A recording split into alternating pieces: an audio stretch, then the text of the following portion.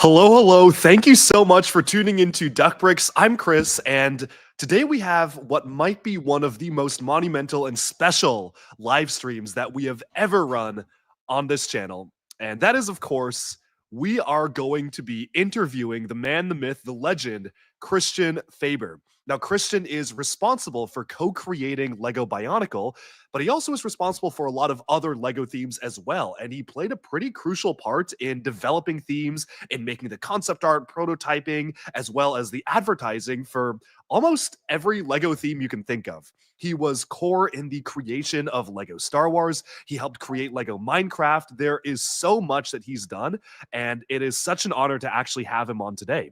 Joining us today are my good friends from the TTV channel as well, LJ and Meso, who I'll bring it in 1 minute. But before we get started, I do want to give a bit of an overview as to where exactly we are. I am located in Bricks Wheels Lynnwood, Washington right now. And what's really exciting is that I also organized a live in-person fan meetup. So if you can kind of see behind me, there is a line of Bionicle fans waiting to get inside the store. We have stocked the store full of Bionicle stuff, and this is probably the most bulk Bionicle I have seen in one place. And I've been to not just my house, but I've been to Christian Faber's office as well. So that is absolutely saying something. This is going to be a really fun event, and I'm sure it's going to be a little chaotic, especially if folks are going to be roaming around, building their stuff. I also wanted to have a bit of audience interaction here for folks coming in person too. So people will be able to come up and just like ask questions to Christian, and we're going to let them in 1 second. So I'm super excited for this, but that is why LJ and Meso are here on standby. And once again, if you have any questions to ask Christian, please feel free to put them in the live chat. I'll be monitoring it as best I can, but in the announcement video I put out, I already asked folks to ask a ton of questions, which people did. So we do have a full list of questions to ask Christian here. So I'm so excited. But first of all, let me go ahead and, folks, do you think we should invite in all the Bionicle fans? We'll kick off the stream that way, and then we'll bring in my good friends LJ and Meso. I'm about to be stampeded here, but let's go ahead and invite everybody in.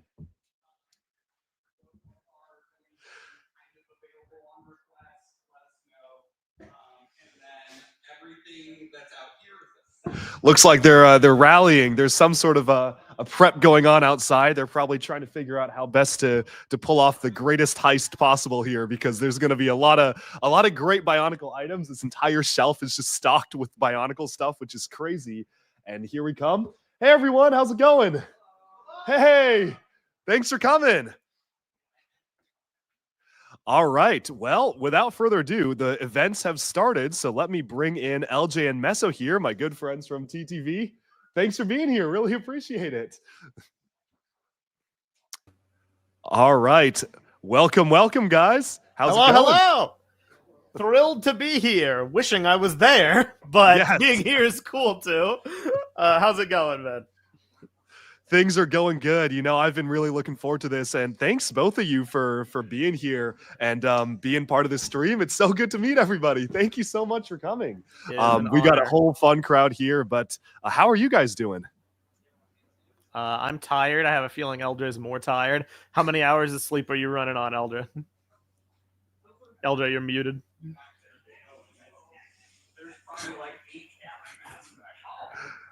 Can we hear? I can't quite hear LJ. Yeah, LJ, your audio is not coming through. Troubleshooting mode. I'm trying to read lips. I think he says I think he said Liwa is the worst Toa. Yeah, I think he says I love Bionicles with skulls on them. Yes. The Miru is a dumb. Okay, he's gone. Yeah, no, this is really cool. I love that you were able to pull this off. When you were telling us about it, I was a little skeptical of the logistics, but of course, it looks like it completely worked. Yeah. People are already heading on in. We have a Bionicle building room like over there. That's really so cool. It's pretty crazy. I mean, it's kind of hard to see, but we've got like a ton of people coming in already. This is really awesome. Are people able to just like take home whatever they build, or like pretty much based on like weight? That's really cool. Yep. So I'm it's pretty crazy. I'm very excited. I guess we'll have LJ pop back in pretty shortly. Here we go. Right on cue. Nope. Still can't hear you, Still- LJ. So sorry. I don't know. It was working fine just 5 minutes ago, but it isn't. It literally was. We were Isn't chatting before the Hey, show, and it was totally fine. Oh wait, it's working. It's working. We hear you. We hear you. Yeah. And This now it's gone it's- again. is very weird. I don't think it's my normal microphone. You know what? It wouldn't involve Meso and I if there weren't some technical difficulties. It's working. We can hear you. Perfect. I'll take it. All right. LJ, how have you been, man? Oh, I've been fantastic. Super excited to be here. This is an amazing thing that you've put on, Chris. This is awesome. And Meso, to answer your earlier question, 4. That's one more than I thought it was. So. And I'm sure you're getting caffeinated up. You gotta get hyped. You gotta get the energy. We gotta bring energy to this stream. This doubles as an introduction. So this is perfect. Perfect. Good. Wow, that's awesome. I need a cool mug. Instead, I have totally not sponsored Aquafina. Oh though my we goodness. should try to get a sponsorship. No, you should not. No. All right. Well, without further ado, I see we might have a Toa that has joined the stream here. So it is with my pleasure to introduce all of you to the man, the myth, the legend, Christian Faber, the co-creator of Lego Bionicle. Oh, hey, how's it going? The red one himself Yes. in the plastic. Hello. I don't know if Christian, I thank should- you for being should we here. wear this one or this one? Oh my I don't god. know. The red one's cooler. Come on. Thank you so much. This is beyond amazing. I'm so thrilled to be here. It's yeah, I can't really believe that so many years after the launch of Bionicle, we're sitting here, grown-ups, Saturday, talking about all kinds of Lego stuff, and of course Bionicle and beyond that. So fantastic, and thank you so much, everybody, for bringing this on. Of course, Christian. And, Thank yeah. you for being here. It's such an honor. We actually have some in-person other Bionicle celebrities here. If you guys want to say hello, we got a ton of fans have showed up. You guys want to introduce yourselves? Say hi to Christian. Hey, Christian. Thank you. Hi. I own Bionicle Sector 01. Oh, right. Wow. Yeah. I swear. Fantastic. Hi, guys. It's amazing to see, it's real people behind all this. Yeah. That's Hi, amazing. Christian. It's a pleasure to meet you. I Hey, run pleasure the to meet Travels you. of Pkwy account and the Forge of Itaka account on Instagram. All right. Yeah, lots of love from Tacoma, Washington. Oh yes, we just I mean, you can go anywhere and find Bionicle fans, which is really awesome. Yeah. Oh, good to meet you in person. Thank you for being here. Awesome. Hey, how's it going? Well, thank you so much, Christian. I know we have a lot of questions we want to get into here, so we could totally just jump in. But I think before we start, I think it makes sense for you to give a brief introduction of who you are, what was your involvement with Lego, how many years you worked with Lego, maybe name some themes that we might not know of that you worked on. I think everyone obviously knows about Bionicle and Star Wars, but you worked on a lot of stuff. So if you can give a brief introduction and overview, that would be really awesome. Just be sure to stop me when if it gets too yeah. Never. No. You are the man No, of the but- hour. It's that's amazing because I actually think it is kind of an adventure to have had such a long stretch of concept work for Lego, and coming in the door at the advertising agency, I didn't even know they had Lego as a client. And it was actually I was seeking a job in another agency, and this agency was in the same part of the building. So I went in that door and came out 29 years later. So it's kind of an amazing adventure, I think, at the same time. And it was just like being on a wave of Lego stuff happening, in front of me, and it was just to dig in and go creative. And it hit right at the right point in time for me to be able to give it 100%.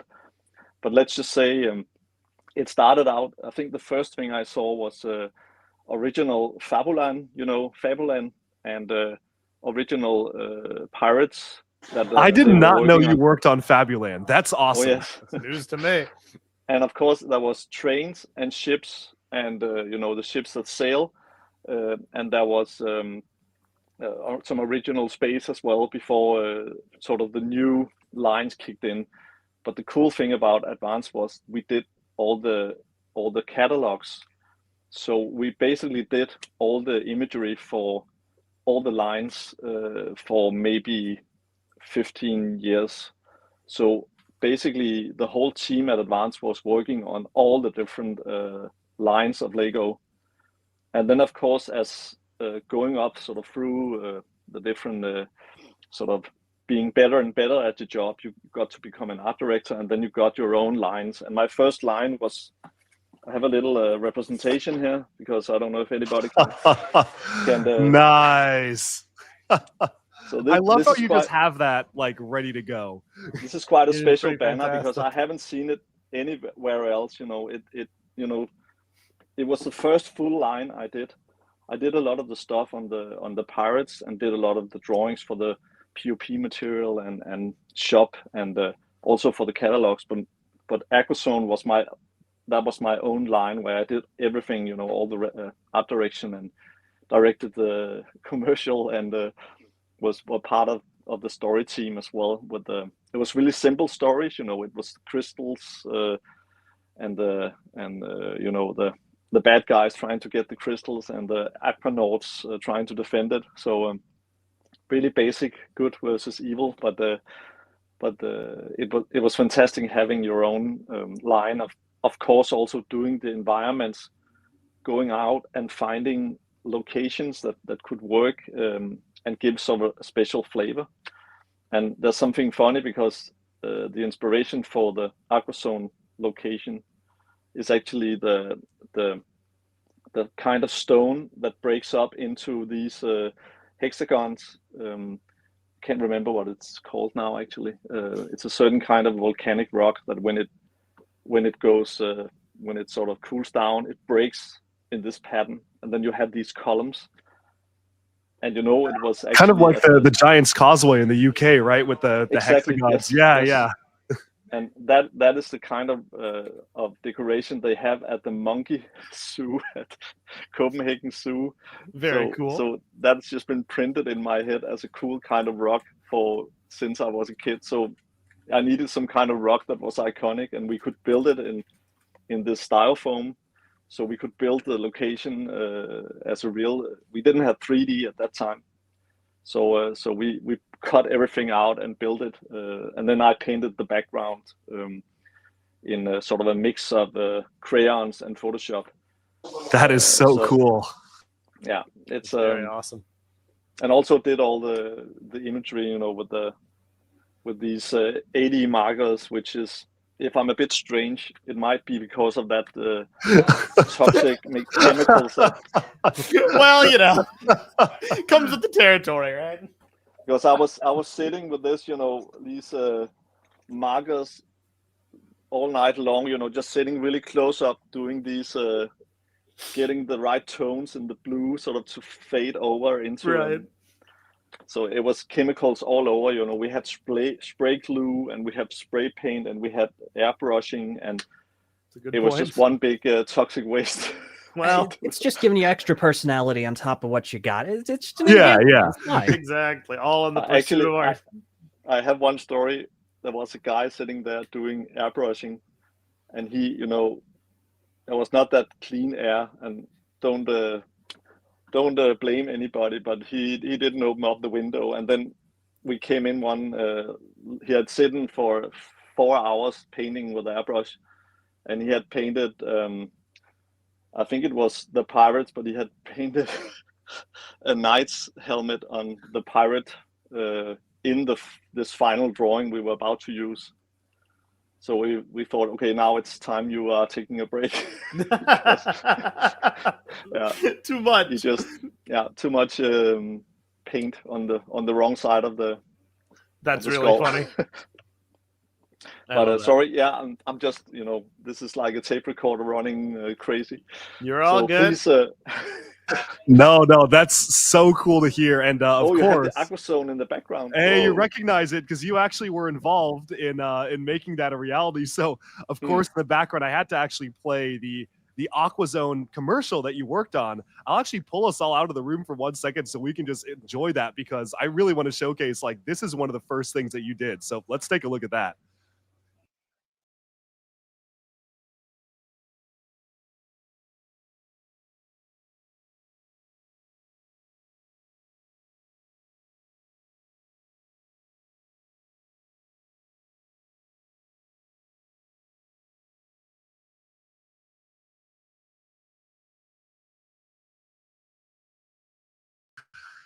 So there it is. That was the AquaZone commercial. So you actually worked on this, correct? What was it like putting together something like that? I mean, I feel like that style of Lego advertising is almost like a lost art nowadays, and it's so special to see it being done, everything being practical, and you actually building a set. Can you talk us through what was the process of making a commercial like that? It was really advanced. It was like we needed to go to London to get those shots, because we used a big robotic crane for the camera, and they only had that in London. So we needed to travel there, and we also needed to get the final film editing and so on done in London, in Soho. So we were a full crew over there for almost 2 weeks to do this, and we did, and everything is done by hand, and the most funny thing is I traveled with these the children's hand made out of wax, because we needed them for the model shots that they were holding.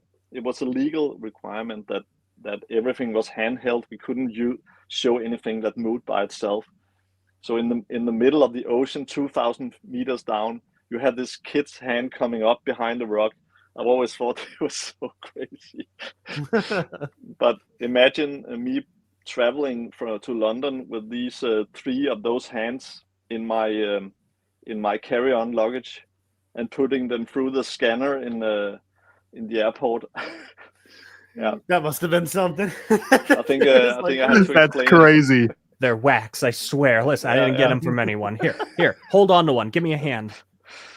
And then we came to this amazing stage where they had the biggest, I think it's called the Cyclops. It was called Cell, the place where they had this robotic crane that could do these long camera tracking with a robot, and it had to be programmed, and it took hours and hours, and we had to fill the whole room with smoke to make the light shafts, and building all these sets with the styrofoam and cutting it out. So it was really all hands on deck, and it was my first film set, so I didn't know the rules. Normally, when we shot photos in Copenhagen, I was moving lamps and I was doing all the things. And this time, I went into the set and moved a lamp, because I talked to the cameraman and said we should have the light in the other direction. And I moved the lamp, and then suddenly the crew had left.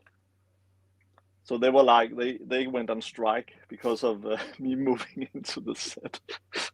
Wow. And, okay. yeah, and we had to sort of call them back. It's like, okay, you don't touch the lamps in any case. They have the responsibility, and I totally understand that, of course, afterwards. But this was just my first time on a film set.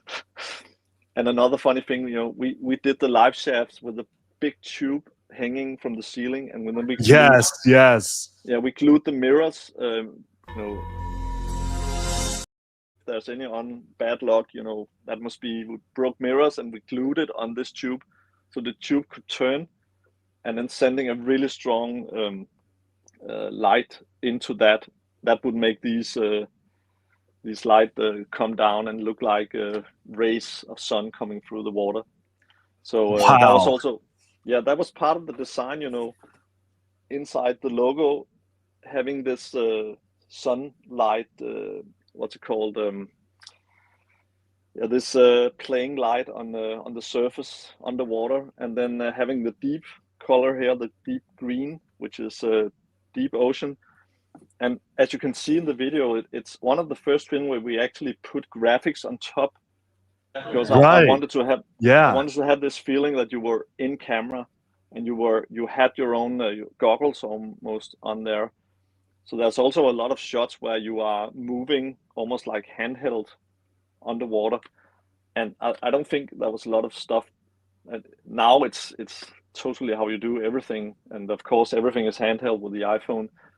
But making the camera fly around like that, sort of, that was also something we experiment with, and it looks really old school when you see it now. But the magic build, that was a special feature where we used on a lot of the commercials at that time to and that was funny enough. That was allowed legally. Really? To sort of have Wow. have these builds hanging in free space, and then the hand came on because that was animation, but it was hand done with the metal wire, and then the wire was removed afterwards, and all that stuff we had to get done in London because there was no sort of post for that in Copenhagen. Fair So enough. yeah, I still think that this was one of the coolest commercials ever, and they would only get crazier from here because That's of for your incredible work with putting together these sets and filming everything. It's just so cool to hear those stories.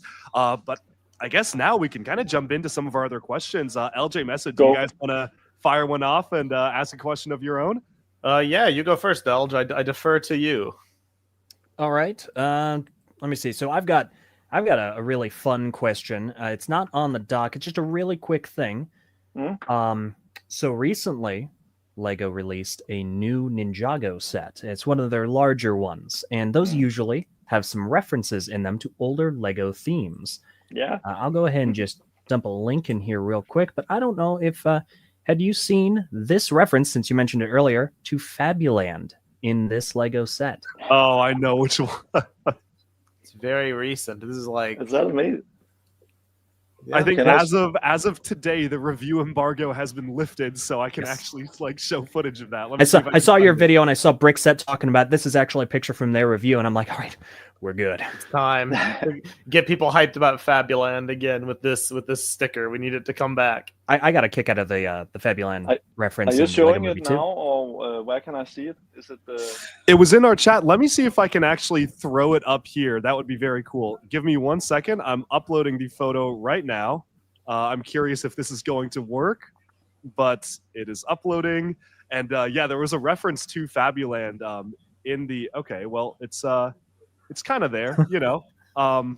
It's a little bit. It's kind of truncated here, but they actually had a sticker that was like showing Fabuland in the Ninjago text, and the characters were there. I'm gonna try to get a better image, but That's amazing. as we can keep talking as I try to. Yeah, pull it no. up. We did all the advertising for Fabuland. So we had these flat green sort of fields of grass, and then we had these spray painted mountains that were sort of put in the back, and then this blue cloudy sky airbrushed in the back, and then we put the characters, and especially this model as well. I remember we did the spreads for all the different catalogs and so on. So everything done by hand and done with the color, color positives, because a lot of the photography that was made at that point was really advanced photography with a lot of different lights and exposures and so on. And we always had to do 3 A colors, which has to be done one at a time, exposing the film in exactly the right way. So some of these exposures could take hours, basically. Wow. And some of the lights had to be shut off in a certain pattern, in a certain amount of seconds to give the effect. And some of the space shots, I know one of them that almost took 2 or 3 hours to make one color. Really? And that was sort of, that was the original. And that then was, put through the, what's it called? The process with getting the film developed, and then you had 1 A color that could be delivered. So it's always fascinating to hear about just how long things take to produce, because as a viewer, that's not something that you always think about. But, no, it's so just seeing these catalogs and piles and piles of layouts and stuff in there, and everything is done. It's really meticulously done. Sure. and the most difficult ones were the ones with the children, live babies in there, where you had to have them perform in the right way.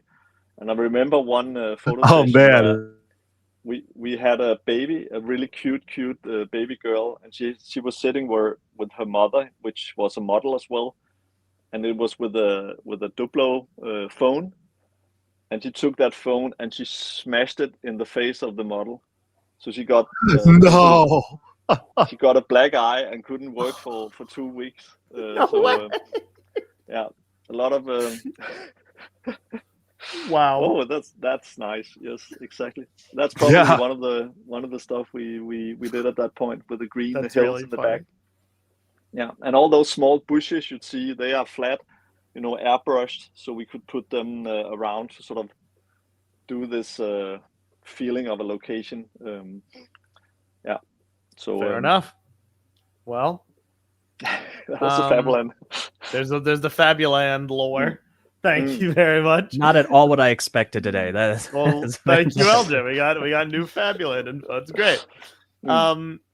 I'll ask a question that many people asked, and it's kind of it's introductory. So before we get into deeper subjects, I feel compelled to ask this: who is your favorite Bionicle character, and do you have a favorite mask? Many people were curious to know this.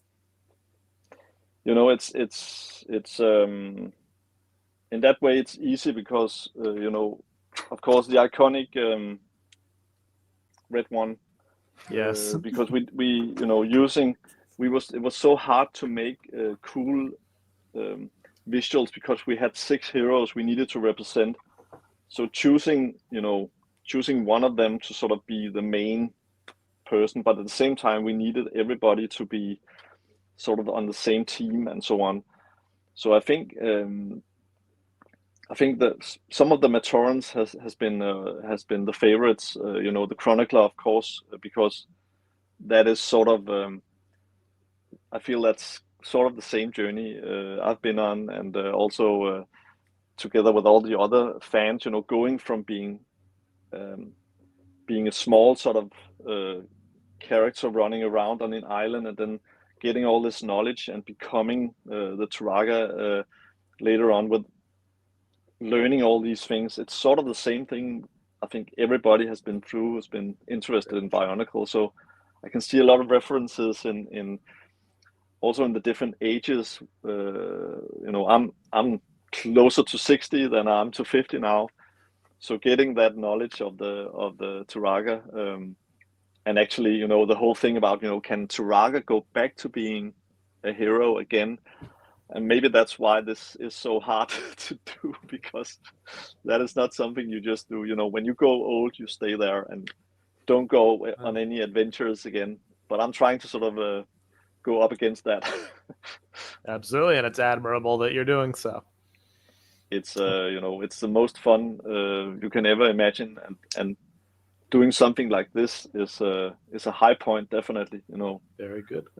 I've been thinking a lot about what was the most special things, and it's been the collaborations. It's been the people who met through the years around this. It's all the comments from people saying that they chose a career, they found out about music, they found out about design and computer graphics and so on. And for me, it's that that's just unbelievable to get that on top of being able to work with something so exciting, and then getting to actually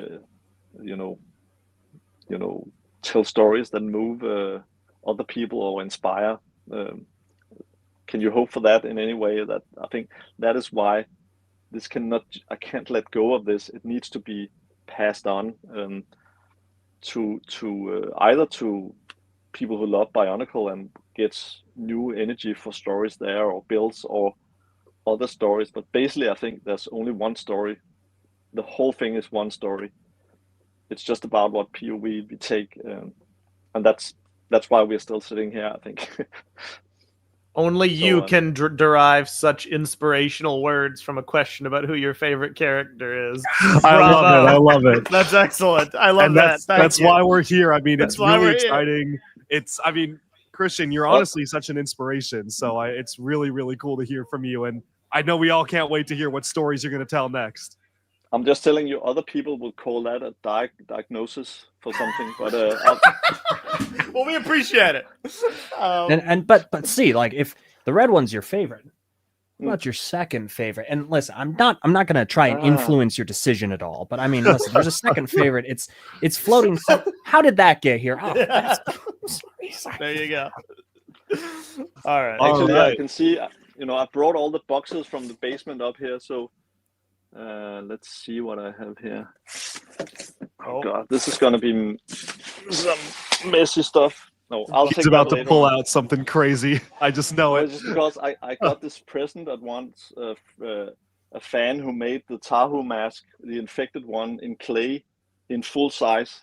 Very cool. Oh, And that's I have this awesome. in one of the boxes. I still think it's one of the most amazing pieces of unique art that's been made. So I just wanted to. I can't just. I'll find it when I go into the boxes later on. But yeah, I will try to bring up. That's so special. Very cool. All right, Chris, you ask a question. Yeah, I'm actually going to let somebody here ask. I think there's like a bit of a line forming of people who want to ask questions. So I will invite folks up, ask some questions of their own. And again, if there's anything you can't answer or don't have the authority to speak on, feel free to let them know. But hey, Yes. Aaron, I think we're ready to have people come over and ask some questions. What inspired you to create Bionicle? That's a good question. So we have a question right here. What inspired you to create Bionicle? I just want to make totally clear that there was a lot of people involved in making Bionicle. Just to say that straight off, and it was a long process of coming from doing Lego Technic, which was the original line, turning into Bionicle, and then becoming, getting these ball joints at a certain point, starting to build a buildable character, construction, and so on, and then getting through Slicer and Robo Riders, and then sitting around the table saying, okay, should we do another sort of 1 year thing, or should we try to do as if we had, the big story? And I came straight off working with Lego Star Wars, that whole collaboration. So that was my, trying to create something that was Lego's own property, but had the same sort of scale as Star Wars. If we could do something like that, at least try, and do the film posters and do the the key visuals that looked like they were something in a movie. So everything grew, and suddenly we had, the name fell into place. The whole thing about the mask also came up sort of because of something that didn't work. So it's one long row of really, really fortunate, coincidences, and of course also, we were sitting in a group where we felt everything we do here is going to add on top. It's going to make stuff greater. We didn't feel anything going backwards with the Bionicle. That whole team, it was extremely positive and extremely, we can do this and we can do something that's not been done before. And then, of course, finding out about how do we do the story, how do we build the story team so it works for 10 years, and how do we keep Lego sort of satisfied with, how the story goes, and is it interested enough from year This to is year? great. So, This is fantastic. My grandson has been playing with Bionicle since he was 5. And I just really appreciate what you did, because it really changed his idea, putting things together, creating mocks, all sorts of things. So thank you for your service. Appreciate it. It's so amazing to see. We had tests actually done where kids, they built this without any building instructions, because it's so natural to say, okay, this is a leg, this is a foot, this is a torso, this is a head. You don't need any instruction, and then you just build what you think looks right. And I think that kind of also the sturdiness of the toy, that you can actually, you can throw it around. It gives so many play possibilities. We were actually testing one time in Germany, and the mothers, we had often we had mothers and kids in there, and we tested, and they were so surprised that this was so playable, this toy. They were like, they didn't think they didn't want to buy this, with swords, and they didn't want this violent, warlike looking toy. But when they had it in their hands and seen their kids play with it, they were just like, go, go, go. So it has That's a lot awesome. of potential. It really is. All right. Thank you. Thank you Thank so you for much. the Thank you, sir. Yeah. Thank you. Want to get another question in? Go for it. Hello. Hello. Do you know anything about Lego Starthropods? I've heard it was a proposed sequel to the UFO theme. I have not been able to find much about it at all. You know, I worked on the original UFO, you know, the alien one, where we had the ships with the lights inside and so on. Is that what came after that, or is it later? Do you know that? I'm not Sorry, familiar with. I'm not sure the volume is turned up enough. I'm not familiar with Starthropods. Is it like Yeah. a line that was in development? It was on this forum somewhere. Rock Raiders United. It was this dude just posted about it somewhere. That's basically all there is about it. It could have been a prelude to insectoids because it's like No, it came. Well, I think it came after Insectoids. Actually, Interesting. Yeah. I don't know.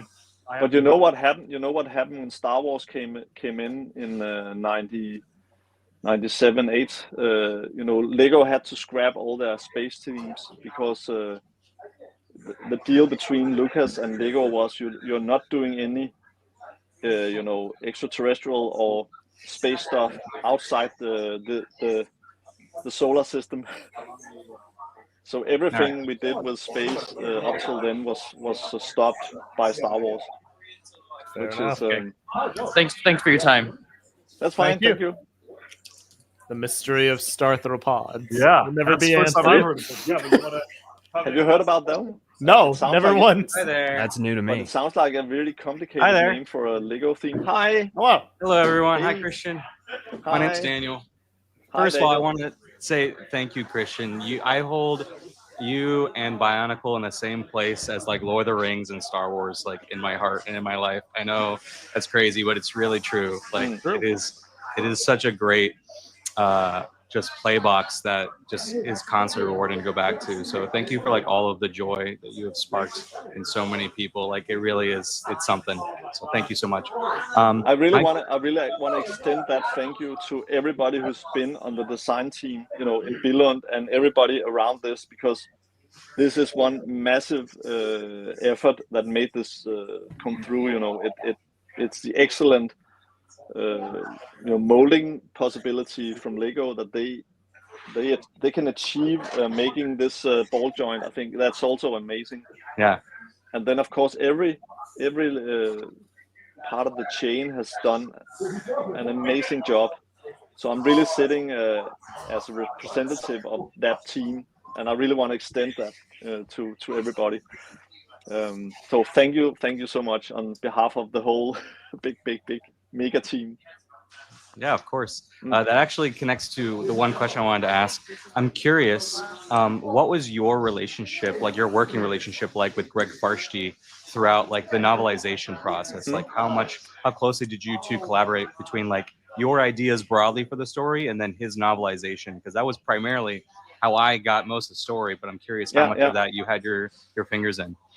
I would say that we had a perfect balance in what we call the story team, because we were sitting 3 people in the center of the story development for 5 or 6 years.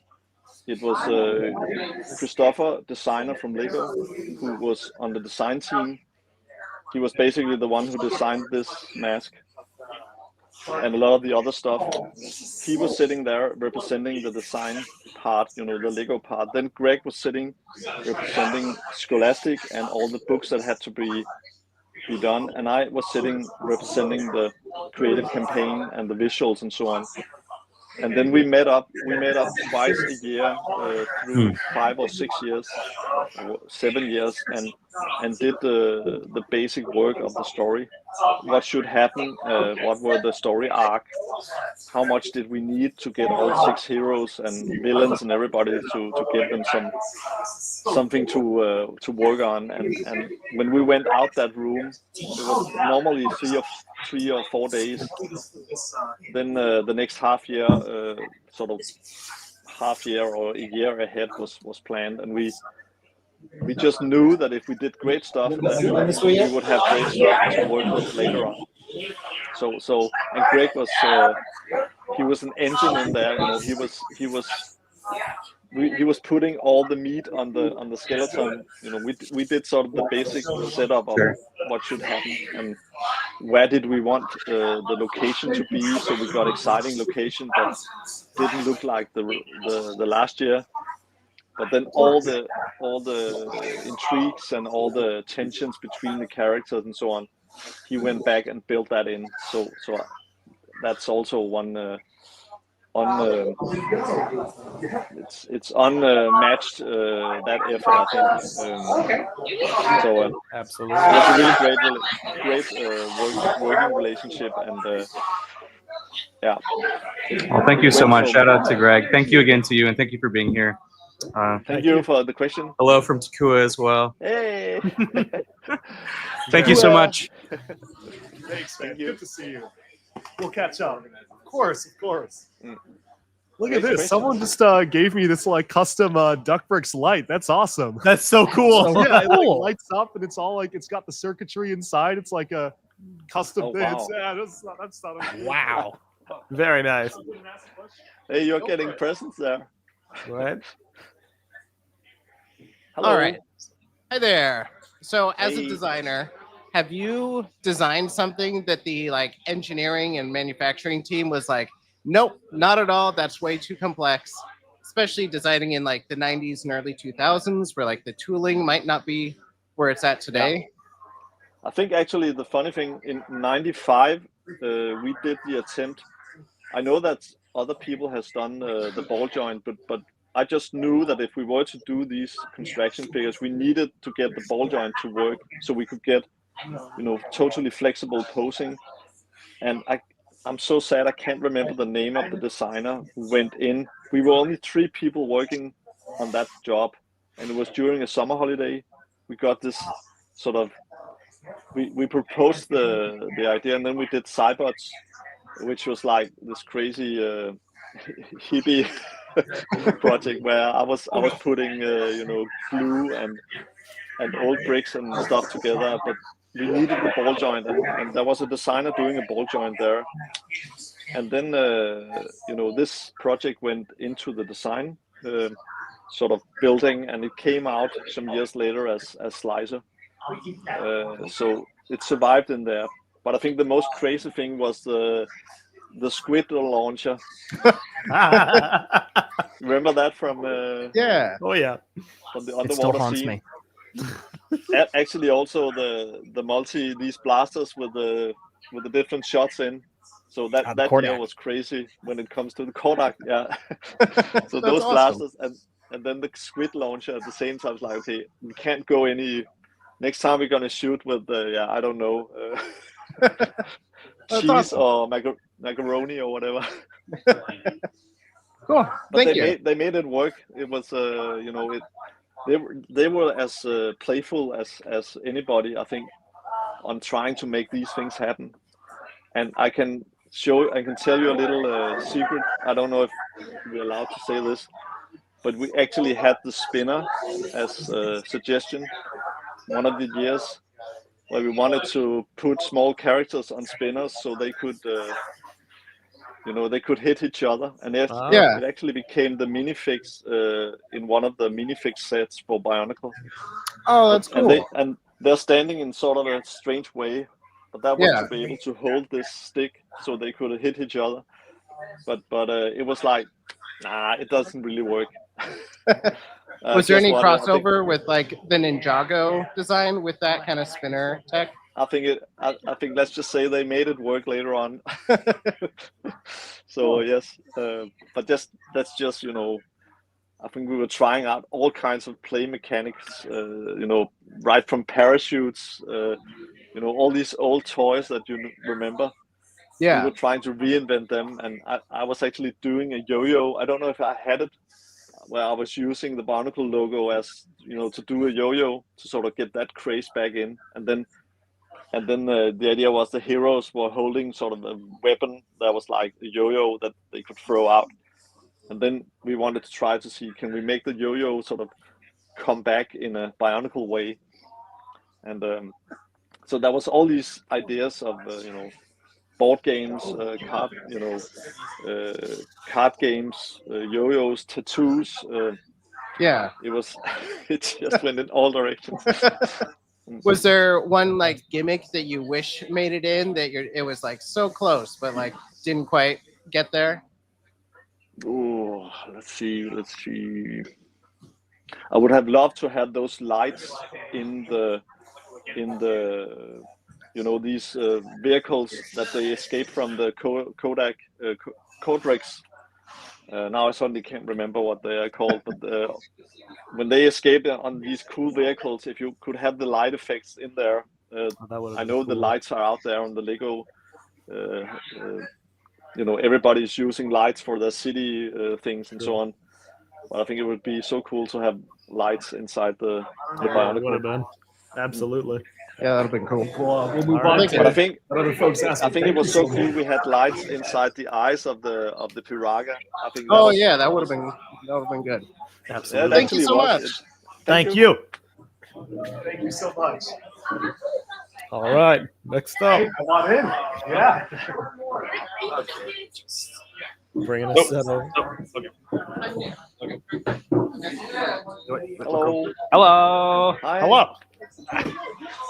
Okay, so my question, real quick, is that if Bionicle did come back as a brick build line, do you think it would last, or like become mainstream like Ninjago?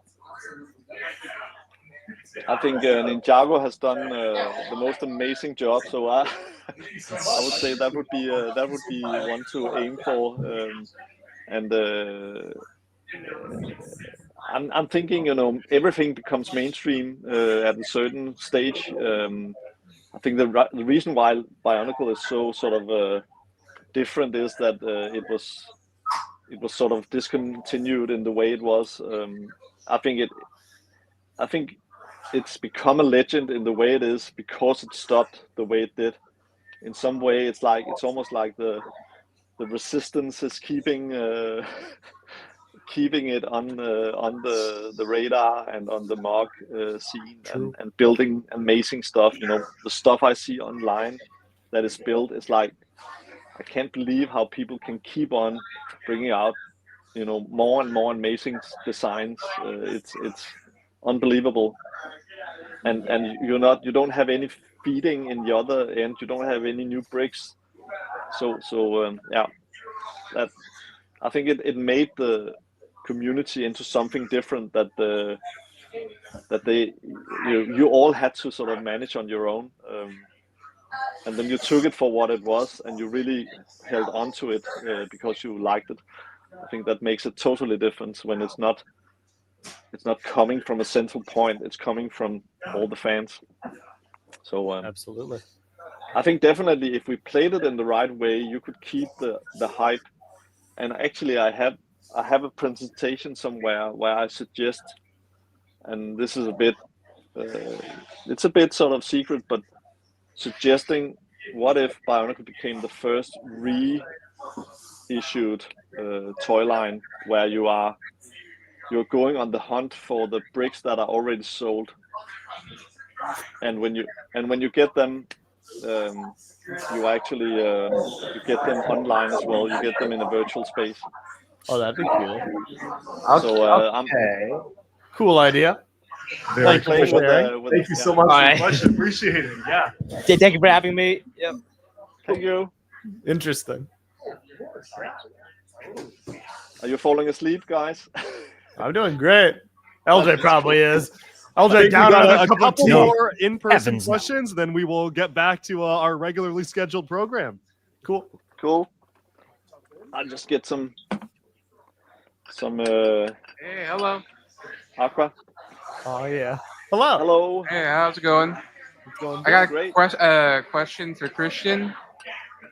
How do you make sets so cool? That is not me, that is the coolest designers. I'm getting, I'm doing these pencil drawings with sort of really rough basic ideas. If you see, for example, the pencil drawings for the for the Piraka, they don't look anything like the real set. It's like ideas of, you know, could it be these creatures that had these sort of they look like fish or like sea creatures and so on. And then I do 1 or 2 sketch, and then they go to design, and they go to mock, and they go to glue stuff together and get stuff printed out and come back with sort of a full set of different possibilities, and then that is tested with kids, and then the magic happens, and things are chosen, and things are put through budget discussions and so on. How many bricks can we put into these models, and what colors, how expensive must it be, and so on. Then they end up on the shelf. So I think also looking back, getting to do so many amazing sets through 10 years, it's like, it's unbelievable. If you put everything up on the shelf, it's like, you know, you might get lucky to do 1 or 2 of these, but getting 10 years of full product range, it's not happening anymore for you know, people external sitting like me seeing that happen. It doesn't happen, you know. So yeah, it's been that's been an adventure on its own on the product side. Thank you so much. Thank you. Thank you. Jump in. Go for So it. great questions.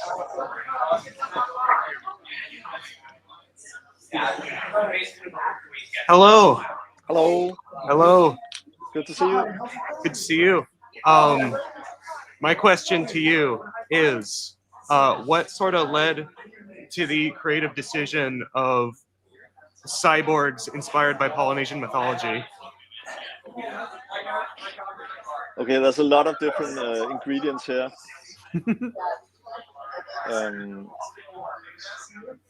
Let's see.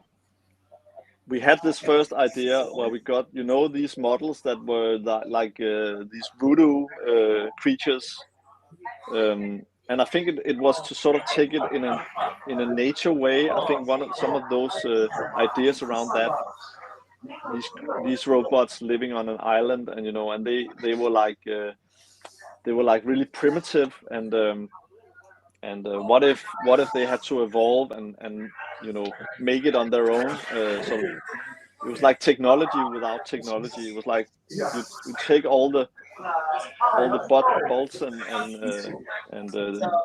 computer stuff away, and then there's just these creatures running on biomechanical gear, and they need to find out how to survive. So that was one idea, to sort of say, how can we make a totally different stage? Because one of the original ideas was that these robots should be roaming in space. They should be space robots going on a quest to a planet and so on. And it was just like, it seemed so repetitive. So putting these characters, you know, and then having this simple thing that this drifts ashore. It's not a rocket landing. It's not something advanced. It's just a canister drifting like a coconut onto a beach. And then the character comes out and builds itself. And it's like that kind of humble beginning is it's so, there's so much inspiration in starting from zero or below zero, I think. And then having these heroes that need to find out what is the truth about this place we have landed. What is the task? Why are we here? And I think that fits perfectly into you know, when you're a kid and you're playing, you're basically trying to find out who yourself, who am I, and what can I become? And then you put on different masks to sort of test out different identities, and you get different powers from different masks. So in some way, everything just fit into place. But let's just say there was a lot on the wall of ideas that should mix together to do this. And of course, you know, the idea that the Polynesian mythology fit so straight into that we had a big robot lying underneath. You know, the big robot comes from something I have experienced about being ill.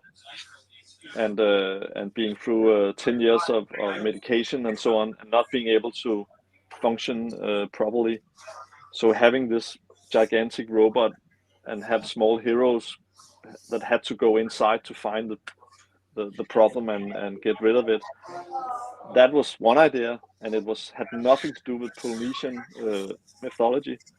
But when they came with the mythology and said, you know, there's something about a giant spirit landing, and you know, they are sort of taking care of these islands and so on. All that stuff just fit totally perfectly. So it was not on purpose that we wanted to take out a lot of Polynesian religion and so on, and go up against that. It just fit, and then of course we got in a bit of an issue later on with the having to change names and so on. Well, but, you know. I think how it was handled was very good, and it was a humbling learning experience, and I think the outcome was very positive. Absolutely. We were on Thank the you so same much. shelf as Yeah. there was Thank an Australian airline that had the Aboriginal pattern on their carpets. When you walked in, they had holy symbols. That one, and then Robbie Williams had a Maori tattoo on his shoulder, and then the Bionicle story. Those three were like their, you know, they went to UN to make a declaration for protecting original people or indigenous people and culture and so on. So Absolutely. that was a cultural sort of triangle of Australian Airlines, Robbie Williams, and Bionicle. Well, there you go. Yeah. All right. Well, thank you so much for asking your question. Yeah. Thank for you. being here. Thank you. Okay. Well, I think that's about it for the in-person questions now. Thank you, Christian, for answering all those. People are so excited to see you. I know a lot of people I was just talking to here in the store were just so like unbelievably excited to actually be able to talk to you. So thank you for doing that. I guess I'll turn it back over to LJ and Meso to start jumping into questions here. Sure. LJ, do you have one in mind? I know we got a lot to get through here. We do. So let's go ahead and take a look at things. All right, you know what? How's about we've been talking about Bionicle, we've been talking about Fabuland. There's another theme that I think a lot of people are really big fans of, and I mean that sincerely. So back in 2012, The Hollywood Reporter announced that LEGO was in talks with Universal to develop a live-action movie in the Hero Factory universe. Do you have any insight into that production and what it was going to be about? I know that there was talks, but just to be totally, without saying too much, totally honest, the whole film setup in US and my setup in Denmark, Copenhagen, with the advertising was pretty sealed off. We got all the news and we were excited and we were ready to go into creative mode if we got the chance. At one point, I had a possibility to go and talk to Lynn Productions, who did the Lego movie. But in some way to talk about Bionicle as something for them. But this is also something that was just in talks. I was invited and then it didn't come through. Yeah. So, but it was just to say there was a lot of things happening there, and of course Hero Factory coming up, and we heard about Universal. At the same time, it's like it's out of my both league and hands when it becomes these really big deals with big international companies. Sure. And I think it's like I don't know enough to have the right opinion about it. I can only say that on a creative note, we have been on roller coasters when it comes to stuff that is coming, or this is happening and then it's not happening, and then somebody else is making it happen. And I have one anecdote though. I did the original storyboard for the first Star Wars commercial, Lego commercial. Oh wow! And, Really? And we were supposed to do that in Denmark, but we didn't get to do it. We only get to do the storyboard, but they did the film actually, and that was the one where Darth Vader walks into, you know, the playroom of a kid and sort of starts getting all these creative stuffs. You know, the scene from the beginning of the movie where he enters, you know, to get the rebels. This was changed into, you know, this kid's room where he comes to sort of see this new disturbance in the force, the brick and the force of creativity as it was used later on, also in books and so on. So so let's just say we got to scratch the surface and do some ideas and so on, but when it went into the film business, everything went to US. That makes sense. We were Oh, you just have- curious. yeah. Oh, there it is. I don't That's know for if this is the one you're talking about, No, but this that's is for one of the episode one. first ones. Yeah, but it has the same thing where the kid meets the characters from the film. Very cool. So we had another idea where Darth Vader, well, you know, the room where he sits, where his helmet gets lifted off, and we wanted to show him going inside there, and then when the whole thing closes down, he has all his Lego models inside that room. So that would explain why he has this sort of secret rooms of bricks, and he's building all the Rebel Alliance models in there, which has to be secret. So that was one of the ideas as well. Fair enough. But That is so cool. Thank you for the insight, and thank you for but like we figured that you might not know too much about the Hero Factory movie, but over the years that's always been one of the biggest mysteries because it was It's worth a announced shot. and then we never heard anything about it again. And you know, one of my questions is very much about Hero Factory because over the years you've kind of peeled back certain things with Hero Factory. It seems like it went through quite the development. And I guess I'm just Yes. curious if there was anything you wanted to talk about or could share in regards to how the initial deep story engine of Hero Factory kind of shifted and changed course over the course of its run. yeah, but it was really, you know, it was an amazing process when we stopped with Bionicle and we needed to do something new. There was this gigantic process of creatives, both from Billund and from us, trying to come up with this new stuff. And at a certain point, it was like, you know, nobody knew how to figure this out. And then we sort of went in and said, okay, Hero Factory, we need to do something that's totally different than Bionicle to make sort of a mark. So we need to do this. Bionicle had been this legend far away from the Earth, you know, far away from any time we know. This was supposed to be a real-time IP. So you should imagine that Hero Factory is happening somewhere on a planet, and they can actually supply heroes for tasks on Earth.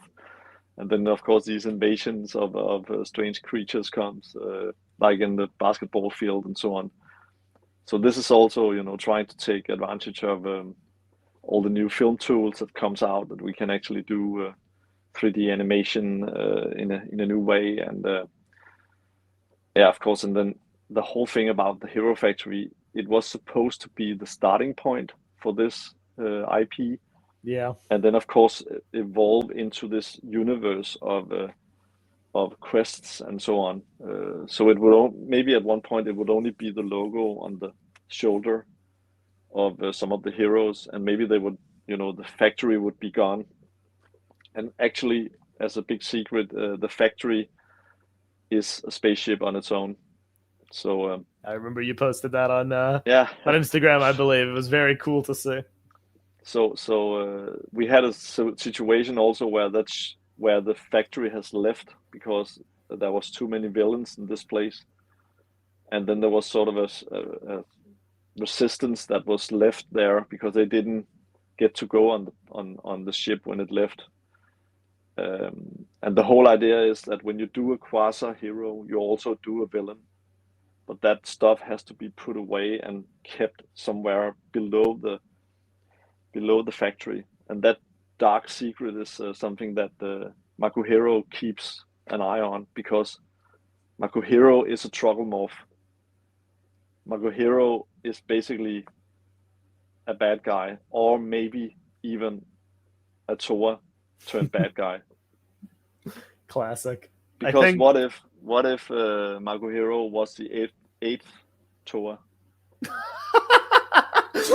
now we're getting steered. Now we're gonna get a YouTube video going. It's like 8th Toa confirmed. Yes. Yeah, the one that didn't land on Matanui, but the one that sort of got away and had to build a hero factory to sort of make it up for the lost team or whatever, you know.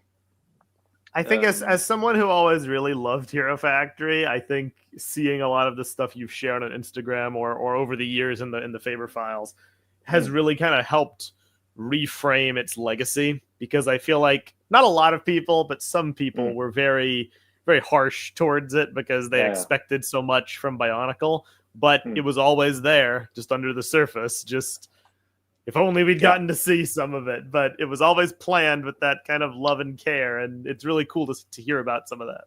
So thank you. Yeah, but also it's you know, it has so much lore, and I know, Chris, you have seen a lot of the concept material behind. It has amazing journeys into new worlds, and it has a more contemporary feel. It's much more sort of real time, and it has all the technology we also have in our world. So you could easily be FaceTiming with a hero, talking about something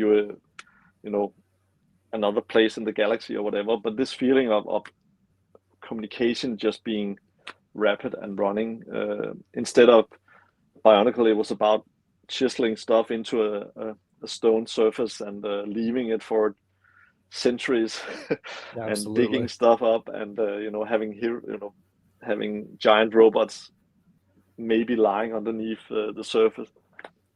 Hero Factory was much more sort of snappy and contemporary. So that was the basic idea, and I think that was why Lego said we need something that is totally different from Bionicle to make a mark. That makes sense. And it achieved that by giving us the Hero Factory FM podcast and the Hero Factory musical. Probably one of my favorite pieces of Lego media of all time is the Hero Factory radio show. Yeah. Where is that now? Because it's still online. It's the most amazing story. It's actually one sound engineer that made all that. He made all the music. He had one actor in there, and then of course a female that did some of the. But I think it's basically 3 people that made all those shows. Would you happen to know who the voice actor for DJ Mac Megahertz is? Yeah, definitely. That info is nowhere online. I cannot find it. Yeah, I'm quite sure it was an English copywriter who worked at the agency at that time. I'm not sure I'm allowed to give his name. That's fair. No, that's understandable. One day I'd like to give proper credit where credit is due, because there was a great performance. That's so good. I could definitely ask him, and I think Jason, who's like the sound editor, who's up. I want to promote him on all accounts because he did that. He did all the jingles and all those crazy, this musical thing. We still listen to them sometimes, just for nostalgia and fun vibes. And also the idea that we had this, we had this microphone and this sort of almost like a Saturday Night Live show where heroes come in and they are interviewed about sort of everyday life and the latest mission or the latest monster they have been up against. So it's just such a funny comment on modern sort of culture, I think. But that's to say, it was in a time where the world was a bit less serious. Mm-hmm. True enough. It's almost like reality surpasses everything. Yeah, exactly. Fantastic. So good. So Had good. to put him up on screen. I love it. The logo is great. It's so. And it was so raw that these drawings had, it's not even 3D modeled. It's just, I think that is Jan Kjær who did that drawing of the DJ because we didn't get to do the 3D stuff of that. So it was totally campaign put on top, but everything came alive. I think on those shows you had the feeling that it was a real place that existed. Absolutely. So, no, I think that's my assistant who did that drawing. That's Mass. Yeah, I'll have to give him credit at some point. Fair enough. Awesome. Right. Okay, well, You're up next, Chris. I think I'm up next. Yeah. So I gotta ask, I know this is a question a lot of people are wondering, and I'm sure that there's some stuff you are able to talk about, some stuff you're not, but there's a lot of questions about, from your perspective, what was the development process like behind being brought into Bionicle G2 and the decision to resurrect Bionicle when it was brought back? Can you say anything about that process? If not, no worries. I'm just curious if there is something that you can say about It's it. one of the most highly requested questions. Let's just say that this is a mix of testing, marketing decisions, the stores coming with the comment saying we want this back because it worked last time, and at the same time the design department in Lego doing amazing stuff. You know, I haven't seen so much amazing concept work as what came out when Bionicle had to be sort of something had to be sort of done. That creativity that came out there was amazing. I think there was 20 different concept, crazy stuff, you know. And you've seen some of mine where you had these cowboys, robots riding sort of mechanical bikes, and and we had all kinds of medieval robotic knights, and as Bionicle characters. But there was so much, even clowns. I think there was robotic clowns. And I'm not showing anything here, but there was really a wave of creativity. And then the market said, let's test all these things. Let's test Ninjago alongside, and let's test the original Bionicle. And it came out, the original Bionicle came above, almost also above Ninjago at that point. That's fascinating. It hadn't been on the market for so many years, but it was the big brothers who had told their little brothers about this amazing thing that they were playing with. So they were also hyped on this. There was a lot of details in there. All this made Lego say, okay, we're bringing in Bionicle again. Interesting. And it was the most sane thing to do, but everybody was just sitting like this, no, because it was not ready to come back. It hadn't sort of regained its power. It hadn't sort of become the next part of the story. Hadn't been long enough, would you say, maybe? Exactly. And I think all the good intentions were there, but everybody was just like, how can we do this? We don't have the time to do it right, because now we've used all the time to do great concepts that are not being chosen. So now we have to do the one we didn't want to do. There's a lot of details here, and here I can't spell. That's understandable. It's a very dense subject, but that's very insightful. It's very insightful. So for clarity's sake, because it's a bit of a complex situation. There were so many other concepts that were being tested, but you mentioned in focus group testing, the original Bionicle scored so highly that it caused kind of a pivot back to interesting. And when the market is led by what numbers come out, then the system almost becomes its own around them to say, do you dare to take that decision against these amazing numbers? And nobody, of course, nobody is sane would take that decision. Of course. But then, Interesting. but then the creativity is, and Chris has said it, I'm saying it, put the story first. Mm-hmm. When the product is put first, things like this happen. And this is not to blame anybody for anything. It's just to say that is such an important lesson across everything done. Also beyond Lego, everything you need to tell a story. Let the story be the guide, not what comes afterwards. So that should be on the first page of my book of learnings for being in this business. Wise words, and we Very completely insightful. agree. We agree completely.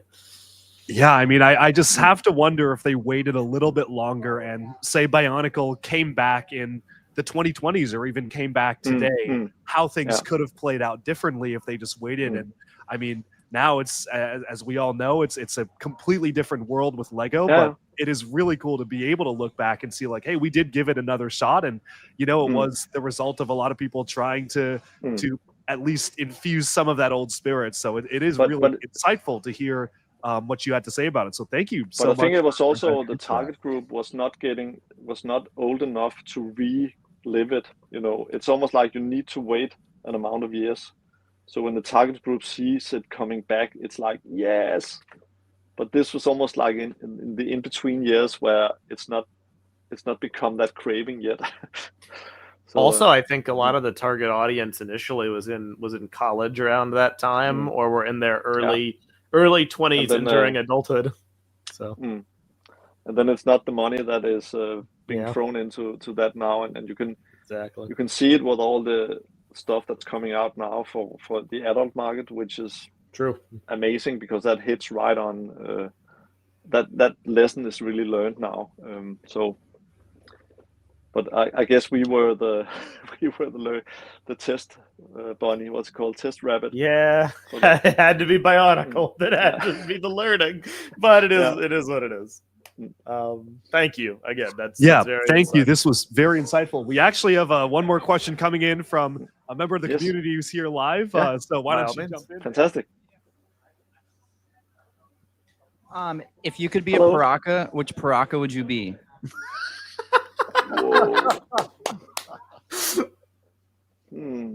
Great. Man's thinking. He's thinking. He is thinking. He hasn't thought for this long on any question so far. Oh God, I haven't thought about that before. Hot-headed or I think I will be the one blowing. I think the white guy. Sorry. Bubble gum. The drifter. Like, freezing bubble gum. Absolutely. Iconic. That just shows how far. Thank you. That's an iconic question. I knew it.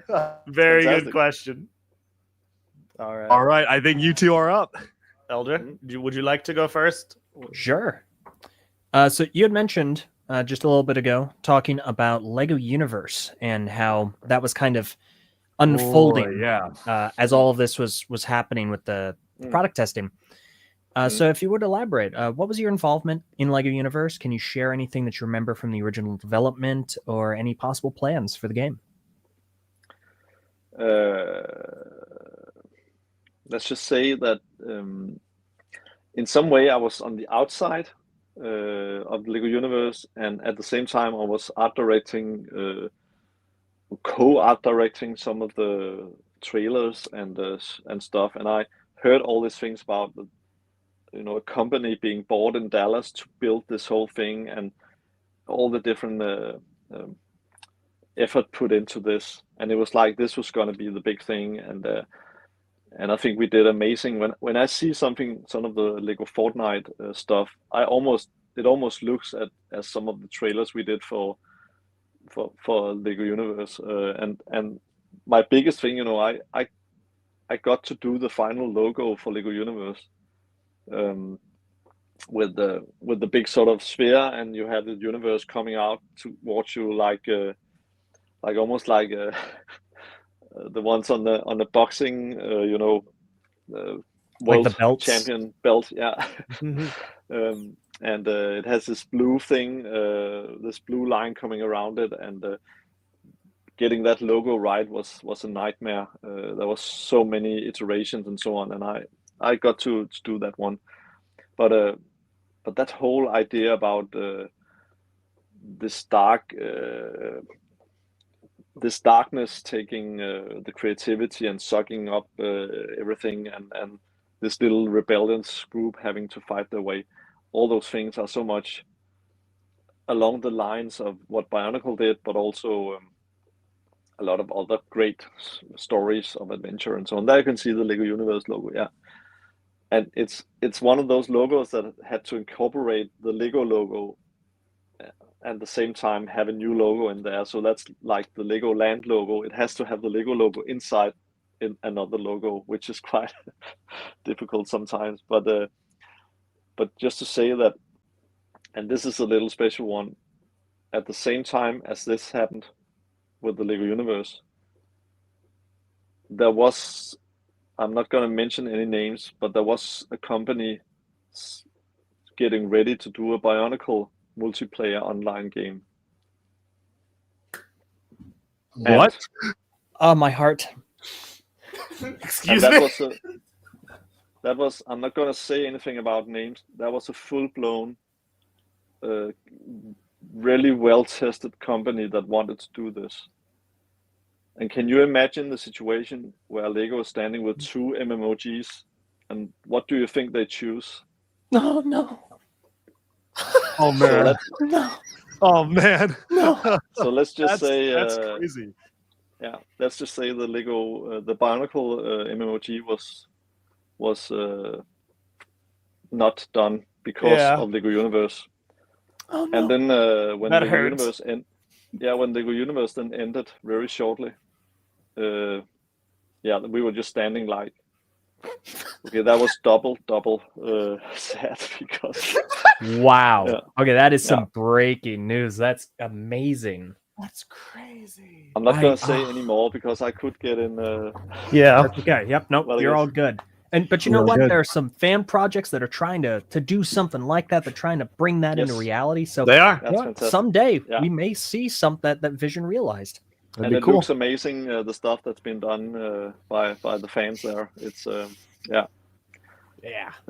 amazing efforts, and we're getting in contact with them for the next we're doing. So hopefully we can bring them onto Very a cool. live session like this at some point. But let's see. I'm not mentioning any names again. Of course, because, but no, that don't is wanna That's really shocking to hear. don't want to promise anything. Well, As thank we you have for some sharing we that. have some music info also, but I'm only gonna hint that there might be another collaboration coming up, and Very then cool. I'm not gonna say anything more. But you is could okay. maybe imagine what that could be. Ooh, that's a Well, nice I'm teaser. very excited for what you're building, Christian, and I know that you Mm. are cooking up some really exciting things, and we are going to talk about those in the last 30 minutes of this stream. So, Yeah. I wonder what we could be talking about. But yeah, so stay tuned. Christian is by no means retired. He is full steam ahead. So I'm very excited to see what you're building next. Okay. Can well, you I guess? yeah, can you guess? There you go. Oh man. Okay. It's- Well, I have another question here. I'm kind of curious, more about the entire development, kind of putting the focus back on Bionicle. If there's one thing that you would have, if you could go back and do it differently, or if there's one thing you would have changed about anything related to Bionicle, is there something that you would change about how it was done?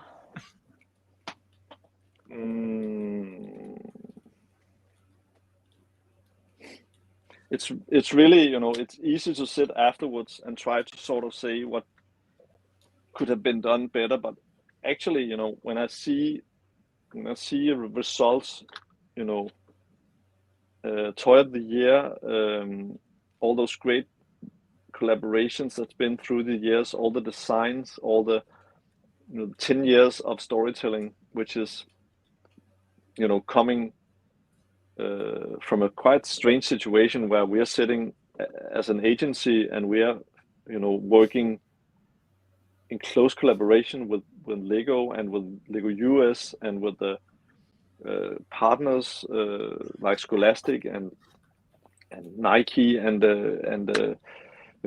Colgate, and we are doing suddenly we're doing design manuals that are being sent off to the biggest companies in the world to sort of create merchandise, and Lego was like, okay, they were never used to doing this, that they could actually sell a brand that they had built on their own. Suddenly, they wanted to do Nike shoes and toothbrushes and school bags and everything. So I think this was just one constant wave that just built and built and built, and I can't sort of pull out any of those things that I would have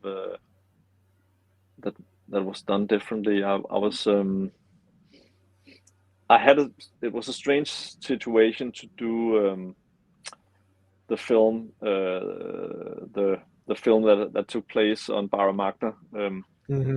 I think it was really like okay, coming back. We wanted to end Bionicle in 2008 with a big robot standing up, and then we were told to do 2009 and 10 as well.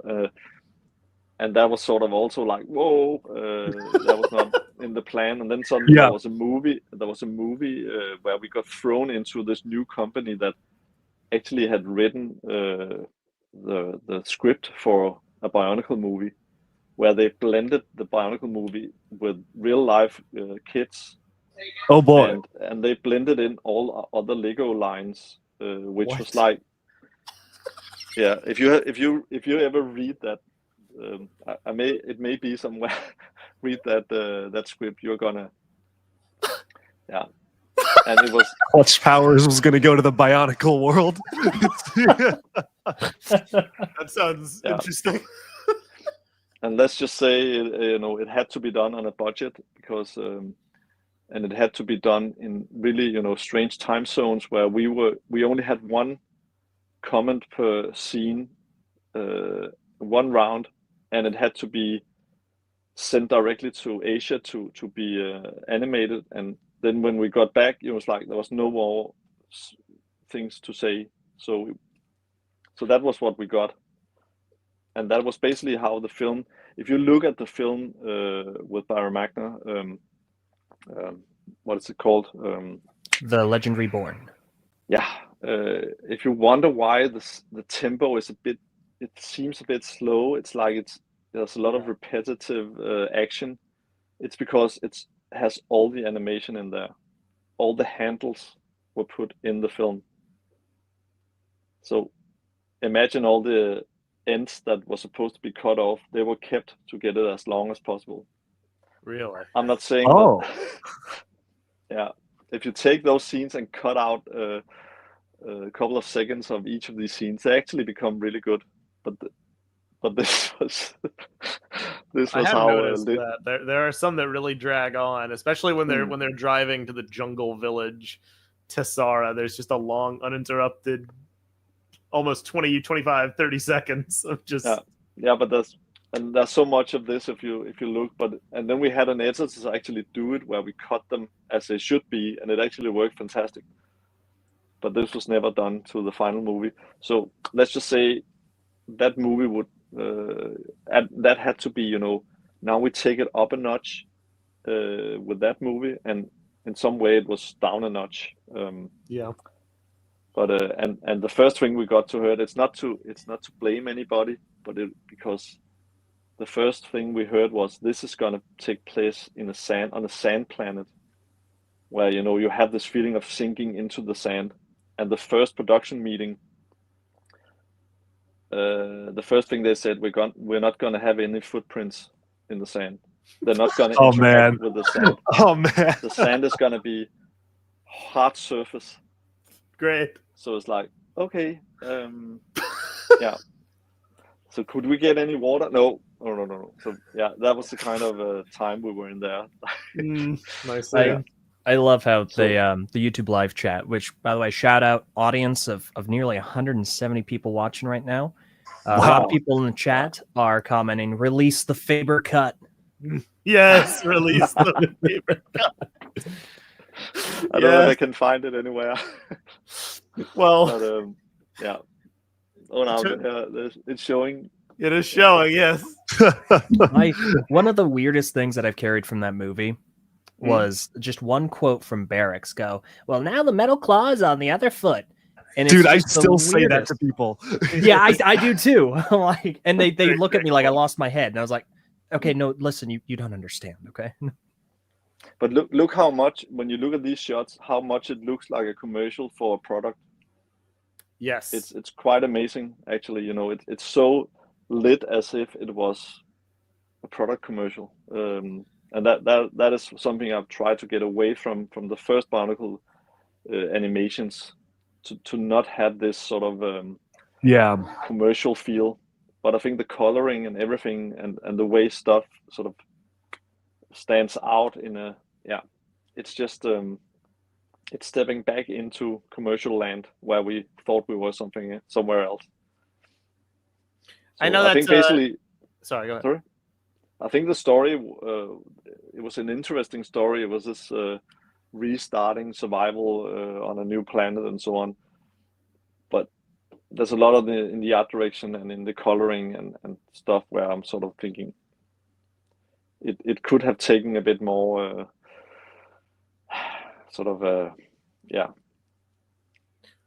My question was dark akin tone. to that. Yeah, it was a follow up to that line of thinking, because you mentioned the more commercial nature, but it even extends to the character design, especially in comparison to the first three movies, which had a very stylized design.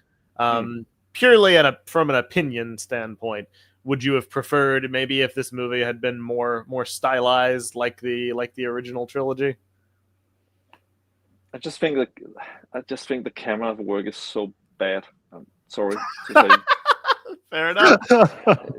It's so boring. It's like every camera has sort of a tracking tour around it and sort of slow motion. It's like everyone is. I can see the curve in the 3D program almost being totally bleak, and there's no when a gigantic robot lands on the sand, there's not a camera shake or anything. It's like, it's lacking the feel of being there, and then the whole coloring thing is sort of put on top of that. So it looks a bit too much like a morning cartoon, I think. Yeah, it is really kind of crazy to put these clips side by side of the original trilogy of Bionicle movies that came out nearly a decade prior, but exactly like a completely different visual look. Kind of feels a lot more cinematic in the way that they were doing a lot of the shots. So it's really, really you can see the difference. So I totally agree with you. When I was younger, I thought it was very novel to see the fourth movie having it look like the toys. But the older I've gotten, the more I appreciate the cinematography. Yep. I do remember thinking it was cool they looked like the toys too when I was a kid. But but the creative capers, I think they had this ambition of really taking it as far as they could with the first movies and so on. So it was like this was broken when the next one came, and it's also some of the backdrops looks a bit like they're sort of 2D placed in and sort of just put behind for effect and not the real quick, on the topic of the original movies, there was something that happened recently. This is a little bit more of a solemn note, but I was curious if you had heard that the voice actor for Toa Liwa and Turaga Anawa from the first film, he did recently pass away. I heard something about that. Yes, I didn't meet him personally ever, but no, I was just curious if you had heard. No, his name was, for anyone curious, his name was Dale Wilson. But he did a fantastic job in those roles. They were really, really good. Very memorable voice. I'm kind of skipping around in our questions, but before you do that, we have one quick question from a visitor to the store who wants to jump in and ask favors. I'll let them jump in while you sift around the questions, Messa. By all means. Go for it. Oh, thank you for being here. Of course. Hey, how's it going? Hey. So good to see you. Going So great. before I ask my question, I just really wanted to say thank you. Like, Bionicle has had such a huge impact on my life. I remember when I was 12 years old. I think this was back in like 2003.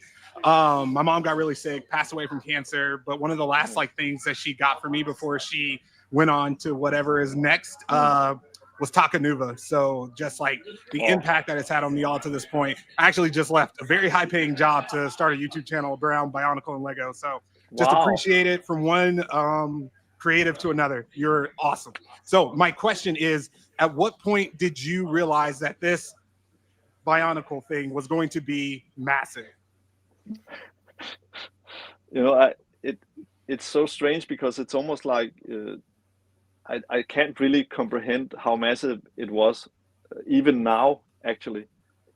And you know, it's funny, you know, when I saw that exhibition that happened in Times Square in the big Toys R Us, I got these crappy pictures of, you know, the whole front outside with my illustration running out on the outside of that store.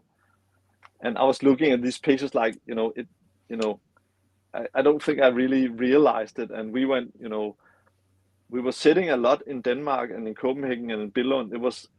We didn't really get out to feel the fan, but at the same time, all the stuff that happened online, getting those reactions back from the stuff we made, that was like, you know, this is the most amazing thing because we're getting direct feedback and we try to do it better next time because we know there are real people sitting out there and real kids, you know, that feels that this is something fantastic. And this is basically the feeling I have today. And that makes this totally unique and amazing to sit with you in a toy store that Chris arranged and have people come in and ask these questions. You know, I can't imagine a more positive, you know, and I get so touched about your story because my mother died from cancer as well in 2000, the year 2000,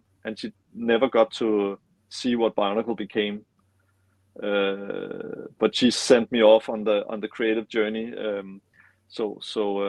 Yeah, the whole illness thing and fighting the biggest troubles in your life with hope and creativity is, I think that's a basic learning that I guess you have all the way also felt. So hearing that is really.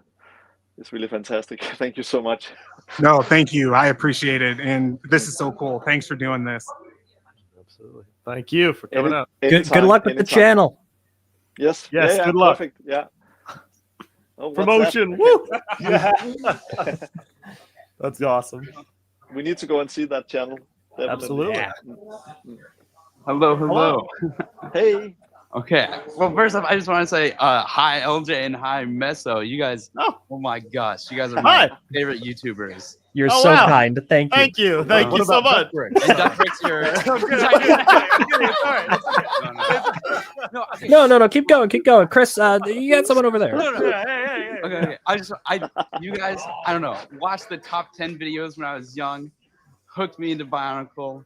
Oh my goodness. And then LJ and you, because of you guys, I have collected all the Bionicle sets over like very cool. Awesome. Yeah. Such an honor to finally meet you guys. I comment a little bit on the live streams. I don't know what I'm gonna do without TTV the podcast. Like I'm gonna cry. Don't cry. We're in the same boat. There will always be wonderful Bionicle content out there on the internet. You just have to find it or make it, you know. But thank you so much for the kind words. It really means a lot. Of course.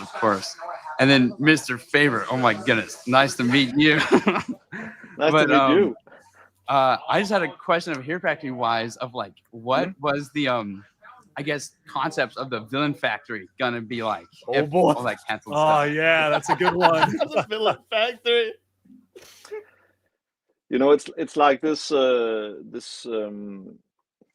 it's almost like this system of balances that you have. If you have a Hero Factory, you know, the better the heroes you build, the better the bad guys will become. It's almost like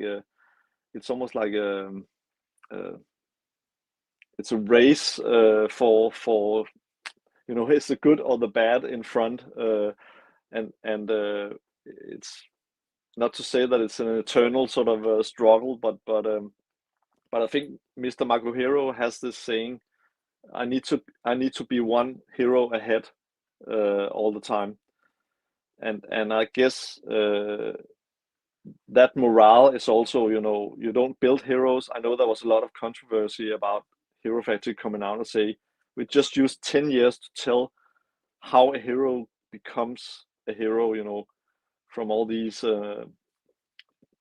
challenges you're coming through, and then now you're saying that it's made in a factory.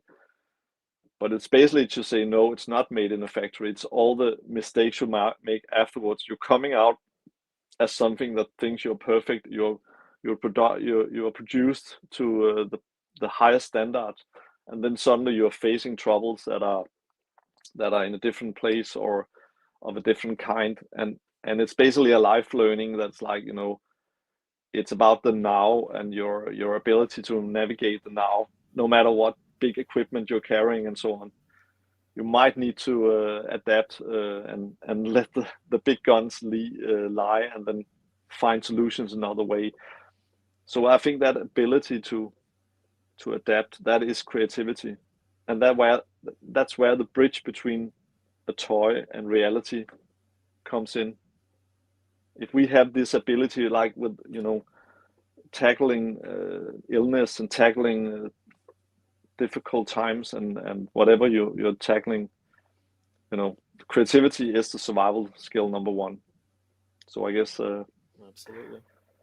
And Hero Factory was another way of seeing this, more contemporary, and that was like there should be music and radio stations and so on in there. You couldn't really imagine that in the Bionicle universe. So it was trying to say, okay, now we're shifting totally to more sort of pop life, but it's the basic values that's behind it all the way. Well, and basically they connect if we go deep into the lore. And I don't know if I can show you this, if I have it. This is these are the story Bibles. That's a lot. Of Bionicle, and let's see. Oh, I don't even have the Hero Factory here. Oh no! I thought I had that, but there's like Hero Factory is thicker than all the Bionicle ones put together. So it has a really deep lore, and a lot of plans about where this was going, and what the role of Maguhiro was, and so on. So I hope we can get to show that at a certain point. I very much hope so too. All right. Well, that's awesome. Thank you so much for jumping in here. Appreciate Thank you. you. Thank you. It was great to meet you. Thank you. Going up? Yes. Go for it. Yeah. Another one. Okay, let's see. There's the camera. All right. Hello, everyone. My name's JD. Thanks for answering questions. The first one I had was something I saw in the ad for one of the old comic books that there was never followed up on, was Bionicle the album. And I know that there was like the Rob Zombie track, which I'm a huge Rob Zombie fan. I'm curious if you could tell a little bit about it, and if you knew which Rob Zombie track was supposed to be on it for bonus points. Ooh, that's far. That's far away time-wise and knowledge-wise. I know that we work together with Universal Music and actually with Interscope, and we're planning on doing different things, working together. And actually this one came out as a result of the Universal collaboration. So let's just say it was starting off. I don't know if it really lifted to that level that Universal wanted, but we kept on doing the songs, of course, with Cryshell and getting collaborations up and running there, and I think there was sort of a mixed tape idea about bringing in bands that had this sort of certain vibe and energy, and Rob Zombie was definitely one of them. and I can't remember what song was intended to go there. Sorry. I can maybe dig into it and try to find out. That would be awesome. Thank you. And then I guess I just have one follow-up question is about the comics. Those are my favorite part. Like, that's actually how I found out about Bionicle, is I just got a random comic with my Lego magazine. Yes. And I wanted to know, because I know it had DC branding on it. And I guess, what was the process of like working with DC to make those comics? Oh, that was amazing, because I haven't even mentioned that to know. We went to New York and had the visit at their headquarters there. Oh, nice. And then we had artists coming in presenting their different styles, where we had to choose for which one was appropriate for Bionicle. And that was also me coming from really not that kind of situation. It was crazy to sit there and having to choose between artists that was amazing in all ways, and then having to sort of, okay, this is not good enough, and this no, we didn't do it like that, but it was an add-on. I could never imagine to get into that as well, and then getting a continuous storytelling in a comic style was also unheard of. That we were having this totally new IP, and suddenly we had comics every month coming out, and that process on its own were, I think, something totally different. I've not heard about any other IPs that came out so new and then had that amount of attention on the comic side. Yeah, I've spoken later on with some of the comic artists, and they were also quite thrilled about getting to do this. And I recently talked to one of the guys because he did a special drawing for Christopher Roundale. He had a real 25 quick. years. You could go ahead and hit the mute button over there on the Yeah, sorry. No, thank you. I appreciate it. I apologize. Please continue. Christopher made this mask, and he had a 24-year anniversary at Lego. And then the comic artist got to do a poster for him with Tahu in sort of an original pose. And I would love to be able to show that, because that fits the whole thing together in some way. Yeah, there are some cool things. The presents he got for that Jubilee, you won't believe what was on the table there. Because that was the designers from Lego sort of doing their best to give the coolest Bionicle present ever. So, yeah, that was amazing. I hope I can get to share that at some point. Thank you so much for sharing. I have one last question. I'll give it to the next person. I know that there was the two songs. I think they were in the third movie. I can't remember, but Caught in a Dream and Hero. Can you talk a little bit about how those were made and like what the process was, and if you know who has the rights? Because like I would love to be able to buy those songs legally now, but I still have the same MP3 from like 2003 that I've just transferred from computers. So yeah, I guess, was that Christine singing on them? That was a band called All Insane Kids. And we got a few questions about them and people wondering who they were and who had the rights and everything. So that's important. It's actually it's a bit of strange. It's a band that was named something else on the Danish music scene, and they got to do this, so they chose another name for these commercial songs. And I can try to find out what that band was, because then you will know who was behind it, and they would be the songwriters that actually did this. Okay. How can I remember that? It was called the hard-hitting questions being asked. Oh yeah, but I have some of the old CDs here, so I might be able to find it. What was it by any chance? Dial Zero? That sound familiar?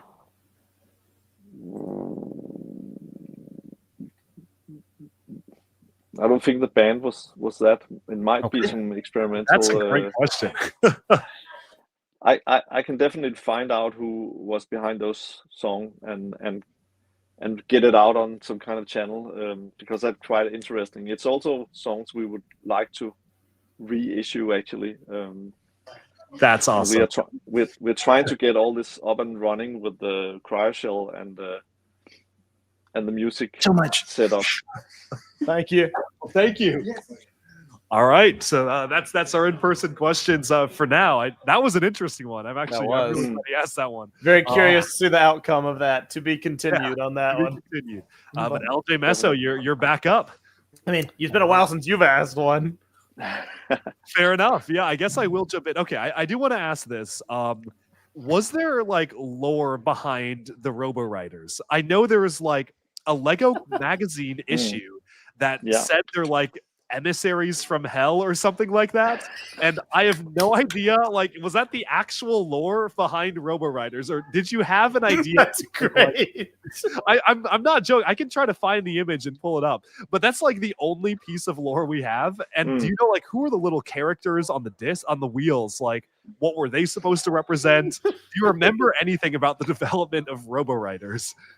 It is basically, and this may come.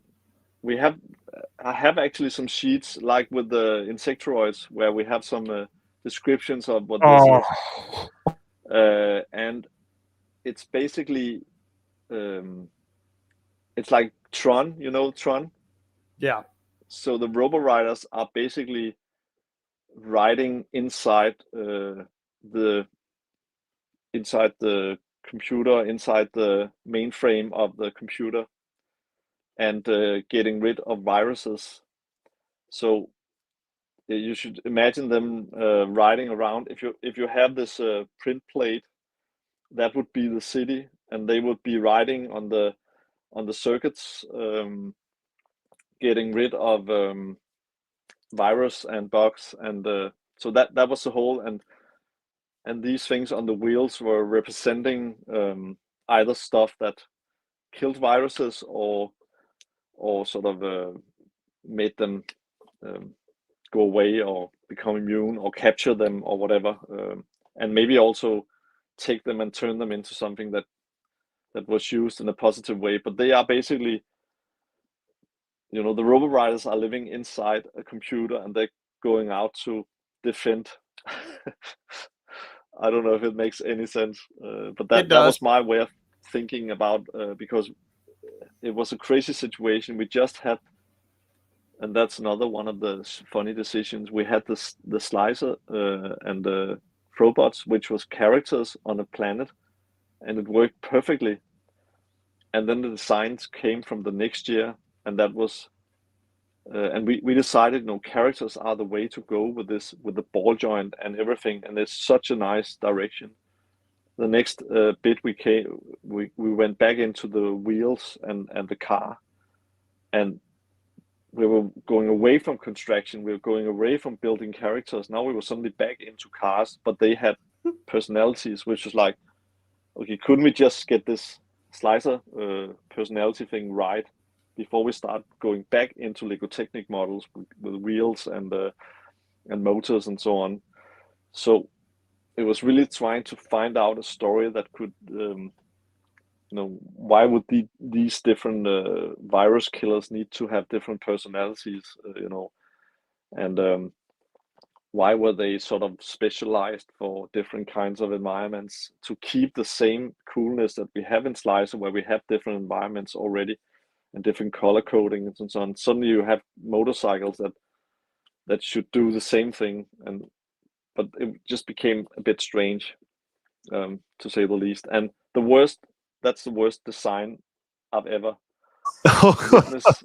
Just to say that you shoot off your front wheel to sort of cope with a situation.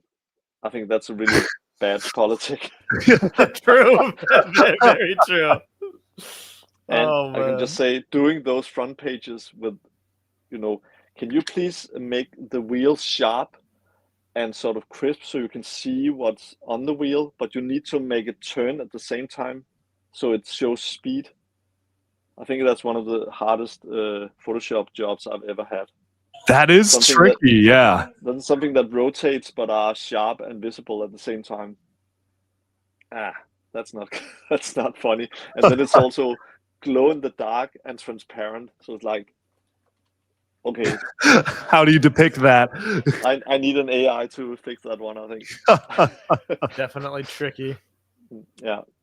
But yeah, and then I just kept on drawing these backgrounds with the deserts and the strange creatures coming up to eat these spikes, because it was like that worked for the slicer. So we keep it, we keep the lava in there, we keep the ice, we keep all the different sort of environments, because we want to hold on to that. And of course, that was a good thing to hold on to that, because when we came to Bionicle, we could bring it all out and make it as it should be, with characters on two legs, or like the heroes in Bionicle. But this little detour into motorcycles was a big thing. I always wondered. What, sorry? No, we always wondered. People were always curious about Robo Riders. Let's just say it was it's like when you put the hand backwards before you hit. There you go. Well, folks in the chat are saying they love the box art from Robo Riders, so it seems like you did a good job. There you go. It's pretty surreal, yeah, and it's like, yeah, it's a mix of a lot of intentions coming from Slicer and what we experienced there, and then trying to fit it into something where it really doesn't fit. So this is also what you encounter on the creative journey, I guess. There you go. Totally. All right, Meso, LJ, you guys are up. All right, LJ, you choose from the pot. Alrighty, let's see what we've got.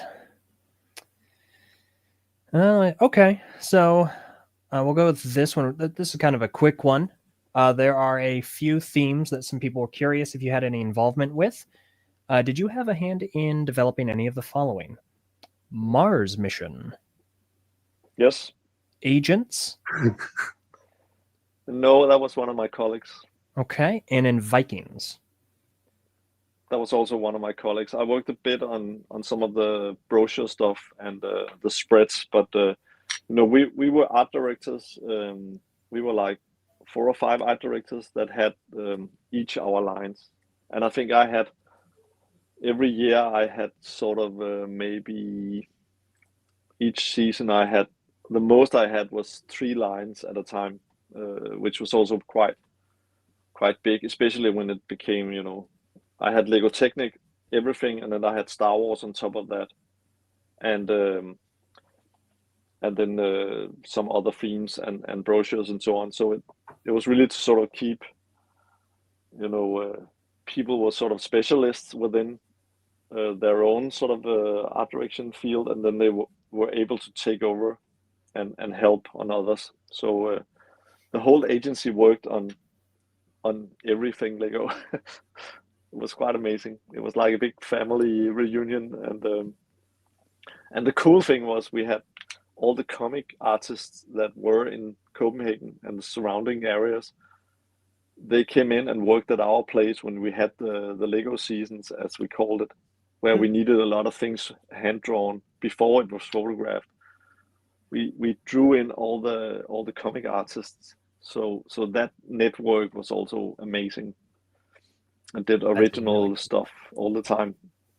That's awesome. That was very cool. All right. Yeah, that was, and I think I still see them actually. I still meet them and follow their projects and their comic arts and so on. So I think that was quite unique. For me, my next question, and it's okay if you don't want to get into this, or if you can't, or if you're not ready to just yet, but a lot of people are curious. Very recently, around 2 weeks ago, you posted on your Instagram a logo design for a potential 2014 era construction theme, Lego Ancient. And a lot of people are very curious if there's anything else you'd like to share about that, or not at this time. No, I I actually just went to Rome. I don't know if anybody.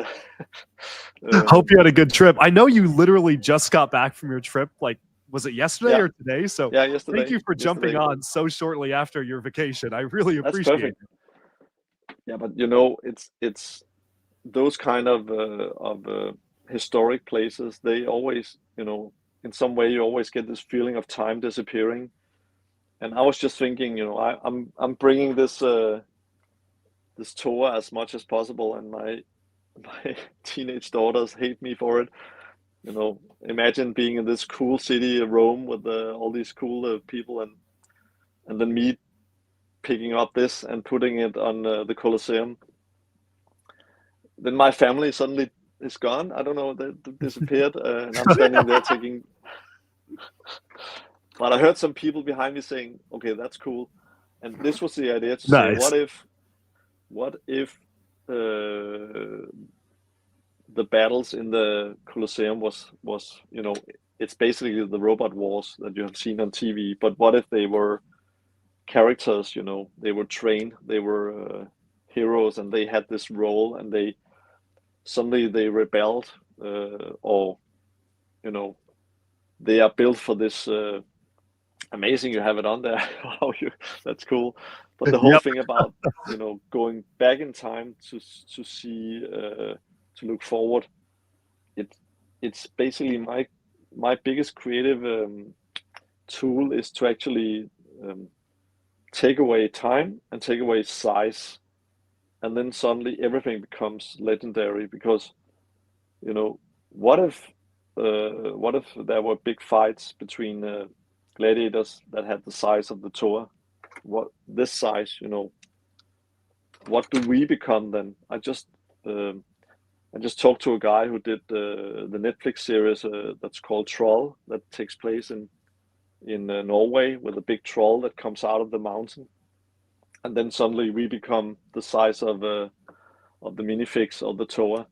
So all this play with size and point of view and perspective and time as elastic things that just give so much creative room. And I also think that's why we potentially can bridge, if you are open, we can bridge Bionicle into the next legend. And I hope we're gonna talk a bit about that before we end here. But I think everything connects in one story that is about ourselves and what we build for the future.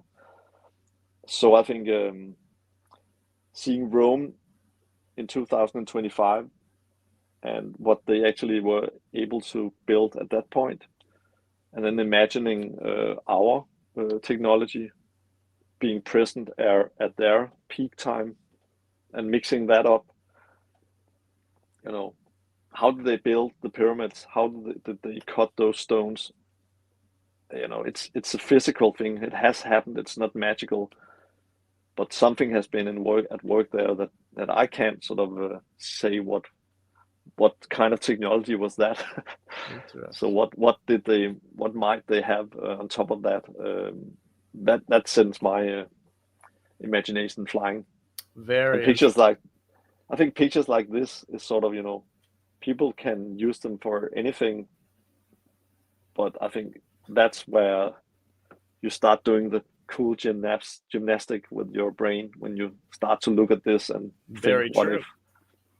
And it's definitely interesting to kind of connect the historical into kind of what could potentially come and the creativity. And I think that was definitely at play here. I can't help but notice the year that this logo was conceptualized, 2014. That's it's a very interesting year. Was this one of the many potential ideas you had mentioned earlier that was floating around? Yeah, it was supposed to have, could you have an Egyptian, like all these characters that you see as Egyptian gods and so on? Could they, if you did them as the Toa, they have some kind of and you recreated all the ancient, the ancient of the Easter Islands, those myths and so on. Maybe also even I went to a Leonardo da Vinci museum saw all his inventions there, it almost looks like something that could be built out of Bionicle bricks or CCBS. Very cool. So also just, I love when you blend in technology, but without, being it for story reasons. I think humans has been inventors and adventurous, for thousands and thousands of years. So stuff has happened on this planet that we don't even know about, I think, when it comes to technology and knowledge. And digging into that, I think that's also, with the Rock Raiders and the Cybots and so on, that's about, what happens just around the corner, what's underneath, what's behind, there might be life, there might be technology we don't know about. And that kind of exploration, and especially when stuff mixes, that's what you're seeing now on the. You have this rock monster. Which I did have it queued up because, I mean, speaking of Rock Raiders, I know you were involved in creating the logo, because the last time I visited your office, I saw original Rock Raiders logo sketches, which was so cool to see. But I am very curious, like, what was your involvement in creating Rock Raiders? It's still a very influential Lego theme today. People definitely even have this as their favorite theme, and I feel like it's had a lasting impact despite having just kind of the one set line. What involvement did you have in making Rock Raiders? I think it was one of those. It was happening in a time where, it has the crystals. It has a lot of the vibe from the Aqua Zone, and that whole team of sort of cool, sort of this crew that has to do a difficult task. And I did a video about the energy sources of Lego, that is a combining force through everything that Lego does, and it's right from the energy crystals in Aqua Zone to the crystals here, to the stuff that the heroes have in their quasar core. It's the real value in Lego is something that creates energy. It's basically not money. Money is and as I see it, that is what all the stories are built around. So it's also to trying to say, can this become a new value system where the energy to do stuff and to play and to act and to create becomes a real value that people perceive, instead of what you have in the bank. I know this is almost like in the 60s. I sound like I'm an hippie, but I think we need to get back to a new value system where the ability to go into this kind of mode, it's also much more sustainable. It's not using anything. It doesn't necessarily need something you buy off the shelf, and all the details for this is just around your own neighborhood, or basically in your basement or in your apartment or in your drawer. So I think getting that magic lit is and basically this underground stuff that's anywhere, that you don't have to be in a special location. It's just beneath your feet. The magic begins there, in a crack in the ground. So yeah, I think it's part of that. That sort of everyday Lego magic. Totally. That's what's really special about Lego. I forget if it was in the video about the crystals and the energy. I think it was. You had a really good diagram that kind of showed off the flow of your logic. Faber equation. I referred to it as the Faber equation because it was like the perfect thing. And now you mentioned about looking to history for inspiration. I remember the pyramids were like a central focus of that. It was a good visualization of what you were talking about. I want to show you. I don't know if you've seen this drawing. Not to go too much into, but it's just to say, I'm trying to I'm trying to sort of find a place, a location that encapsulates this. And oh wow! Whoa! This is basically this is a mountain, but it's basically an ancient well of time. It's basically it's sort of a device that will send you into another time zone, but you will not be able to return to the same place. So it's like a one-way journey. Interesting. But this is the place where potentially a tour would, for some reason, return to the Matanui setup before the tour arrives, or maybe someone using the Mask of Time. It's sort of trying to what I'm maybe not to be too cryptic, but taking all the difficult things in to understand and making visuals out of them, trying to make locations out of stuff, or making tools out of stuff. This is a symbol for identity. You're changing identity to test out stuff, to get different abilities and strength. And the tools are the same thing, but it's actually resembling what you do in your real life to be able to navigate and find your own personality and your own traits and your own skills. So everywhere we can enlarge that and make that something you play with, and you get as many opportunities to try that out as possible. That's it's too sort of, I don't know, philosophically on trying to take Lego into that, but I think any creative tool gives you that power to test out all the possibilities before you choose. That is what play is about. All right. I don't know if I'm getting too. I'm following you. I think that makes perfect sense. Very, very only cool. Water. Yes, and I think we actually do have someone who's just jumped in to ask a question live as well, and someone who's built a pretty crazy Bionicle mock. I don't even think we can move it. It's taken up a good chunk of the store right now. Really? Let's bring him on. But before we do that, this was the legendary Faber equation we were talking I love this about. image. It's such a great visualization.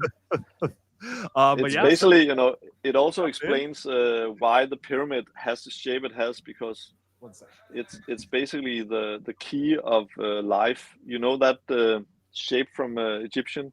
And I actually asked one of the guides down there. They never knew about the infinity sign. They only had half of it.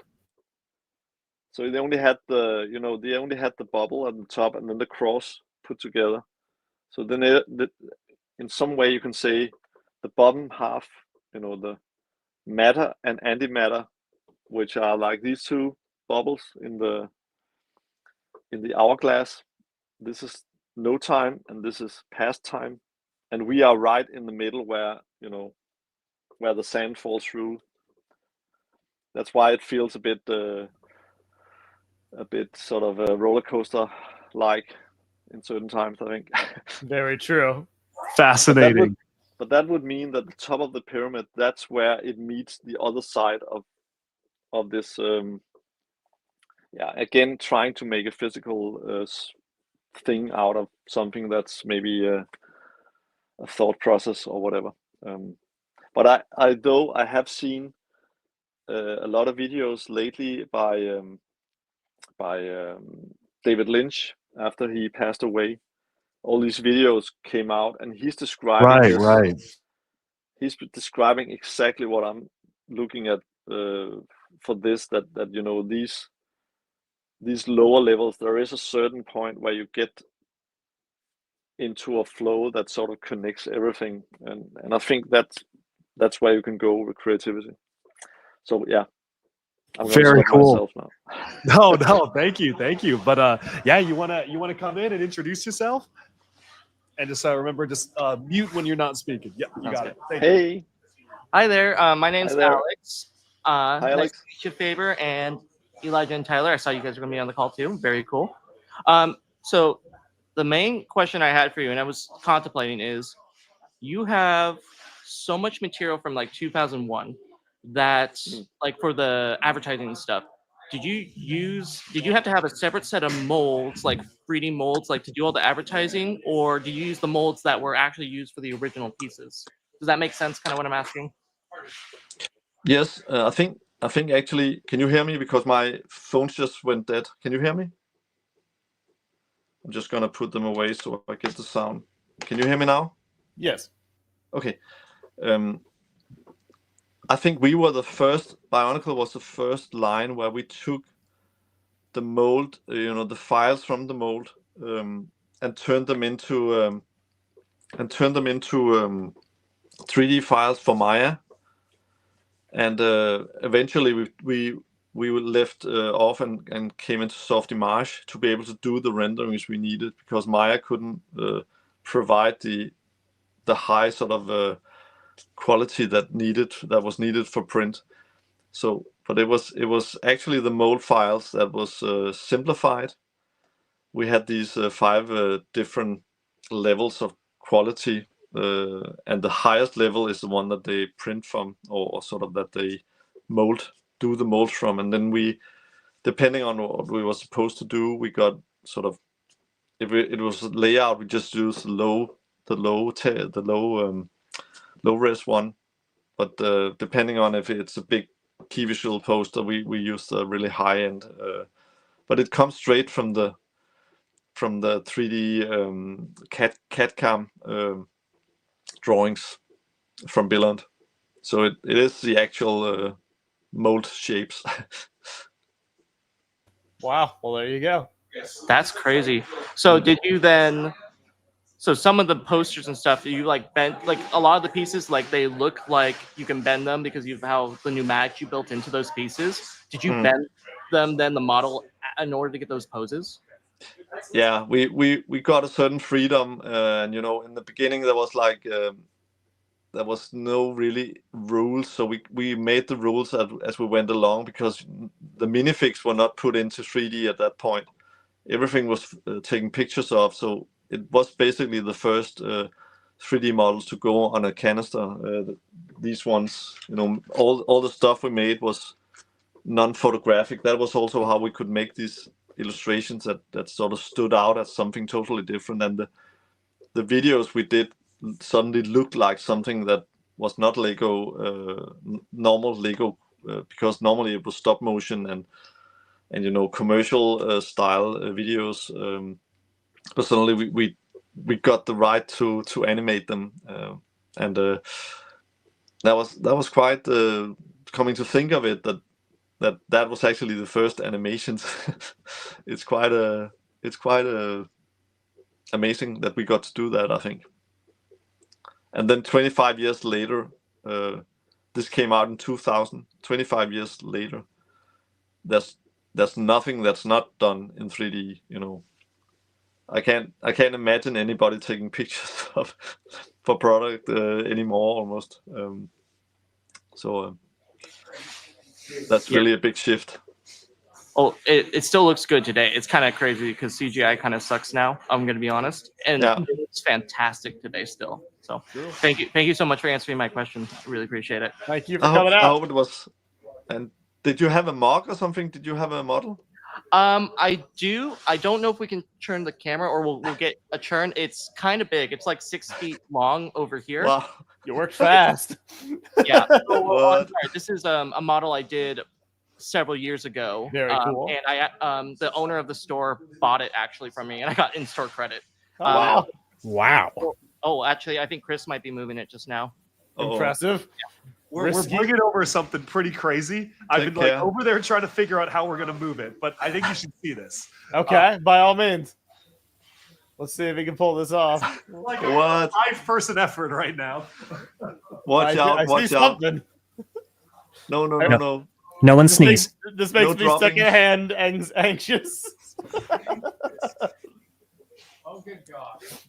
Oh. Please be careful. I mean, it's up to Aaron. He bought it. Go for it. We can kind of see Oh, it. boy. Only they can just Isn't move it the easier camera. to move the camera? Sorry. It probably would be, isn't it? Well, it's too late now. Yeah, just bring the laptop over. It's fine. Yeah, well, it's the laptop's wired in, so we'll see. Oh my gosh. What? It's like a cake. Yeah. It is not cake, I will say. Oh, thank goodness. I'm hungry. That might be the largest mock I've ever seen. What? At least Bionicle part wise. Oh my goodness. That is. This might be one of the biggest Bionicle creations I've ever seen. So that's what you said. It's kind of hard to get a sense of the scale of what we're looking at here, but I kind of can see it. I can gather it. Wow. How long did that take you? Is it a It took dragon? me a summer, but then I added tons of pieces after it. But I got the main body built in summer on one side. Very impressive. like this is my hand. Like this is yeah. just for context. That's amazing. Wow. But Oh yeah. That's a good question. basically, that just proves the point. I can't believe the stuff that you actually built in the fan community. It's a Star's Tahu for scale. What? It really is fantastic what people are able to do. If that's not epic, I don't know. Very true. Wow. I'm very glad we got to witness that. Thank you. Fantastic. Yeah, thank you. No, this was a lot of fun to build. I started building Nether and I went, oh man, this is way too much work after. Right. No, I Can I ask you a question? What is the lore with this creature? How does it fit in? Oh, to the Bionicle lore. Ooh, I have not actually thought of that. I was just thinking it'd be fun to build a dragon that was kind of like, I am lazy and I've hoarded my gold and I'm done. So I don't know, but based on its size, so maybe the and I'm a little rusty on my lore. Maybe the folks who made Montanui made it too, as a secondary one. Maybe it's its own colony, I think that's what it is. That's certainly to the scale I would imagine that would need to be. Yeah. Very cool. I would. Could I just say one thing? Yes. Because the Turaga living Matoran living on the island. They feared that there was a dragon living in the volcano, so they had made this sort of a myth about that there's a fire dragon coming out of the volcano wanting to ruin everything. And when I'm looking at that, it's almost like that is their sort of vision of what will come out of the volcano to engulf their village. They were very superstitious and so on before the tour came. So it looks like something out of the deep lore of Bionicle. Amazing. So so I agree that I think that's where it sits in the lore because he's so fat. He never came out. It's as simple as that. So I think that's what happened. So and actually, thank you so much for being here. That's fantastic. I want to see a picture of that online somewhere. I need to see that. Well done. Thank I'll you. make sure you get a photo. We'll work on that. Yeah. Oh, he is returned. Hello. Hey. Hey, I guess first thing is, it's great to meet you all, especially Mr. Faber, LJ, Mesa. I remember your Monog game, Talk Ronin beer and all that. Thank you so Crack much. open a cold one. Thank you. I don't drink much, but if I do, it's Corona. It's non-alcoholic. It's all good. Oh, on God. But yeah, I guess main question is design aesthetic. Because I feel like the original 3 years of Bionicle had a very unique style to it. I mean, not just compared to like the rest of Bionicle, but like to most other franchises out there. And I guess this is kind of a 2-in-1 question, but what kind of contributed to that unique design overall? And how did it change? Because once you got to like, I'd say around like 2004 and then especially like to 2006, they started kind of delving into, I guess we could call it more familiar. Like you had the industrial sort of design of Metro Nui and the grunginess of basically like 2006 to 2008. And I guess my main question is like, yeah, main questions are, what kind of contributed to that initial 3 years, and what sort of changed, or what inspired that change? I think you can see a lot of the connection to Lego Technic and the way of thinking in technical terms, with of course with having a function in there. This was a lot about how can we make a product where you can buy it at a low price, you can build it yourself pretty fast, and it's a collectible, and you can carry it to school, and you can play with it without it breaking, and you have actually you have a physical sort of action thing in there. So I think all these things put together actually designed the product in a certain way. It didn't become a lot about covering up with plates and so on. I'll see a lot of robotic things where there's a lot of effort on putting cover plates on and cool design to sort of cover up knee pads and making them look really sort of buff. But I think with this one, it was more like the function. It was, I guess the designers were not character designers from the beginning. They were machine designers and car designers and technical designers. So this was their way of saying, okay, how do we build a creature or a character from our technical sort of foundation, but putting in, and I think this created a certain mix that was never reached again, because when you look at Marvel heroes and so on, heroes tend to start looking the same. They can have different colors and so on, but it's the first ones where you see something that are really, really different, and where it comes from more like a pure point of you're blending your own knowledge from one field into saying, okay, now we try to do characters, but we're not taking in all the sort of standard ways of doing heroes and so on villains. We're more sort of coming from what do we have in the toolbox. So I think that's why it became special in the beginning. So it was kind of like you weren't coming from it wasn't like Transformers, where they wanted to like make like, oh, we can make a robot that turns into a car. You wanted to make more, how do we make a human being or just a living organism out of machine parts? Yeah. Interesting. And I also think when you look at these different parts, it's, you can tell that it's an arm and so on, but it's still pretty. It looks like a piece of sort of industrial robot or whatever, and it's not finished here at the torso. It's open, and you're looking into the different gears and so on. So it's almost like it's without skin, and I think that sort of gives it a really maybe almost like a fragile feel, at the same time as it has certain strength to it. So yeah, it's definitely different. It feels more vulnerable, almost like you can, in a weird way, you can relate to it more, I guess, in a weird, disturbing way.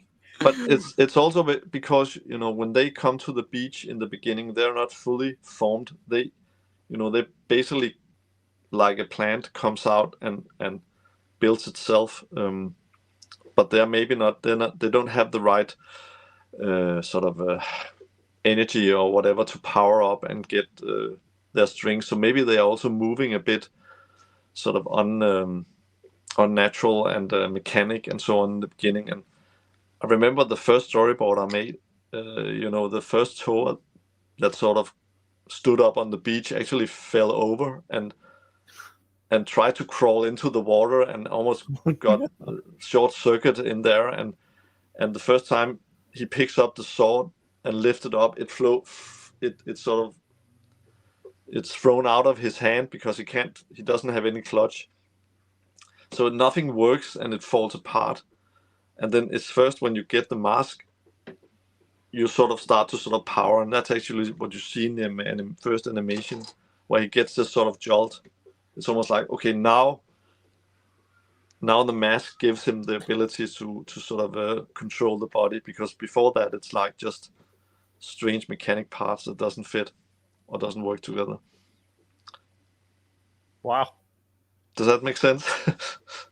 Yeah. Sorry, I think you're running out of time, but thank you for your input on this, and I guess just thank you for your creativity, because I don't think I've met or seen any creators with such a I guess an insane sort of way of storytelling. I mean, especially compared to a lot of I don't know, movie producers or directors, for example. I mean, you get your odd you get Christopher Nolan stuff, for example, there.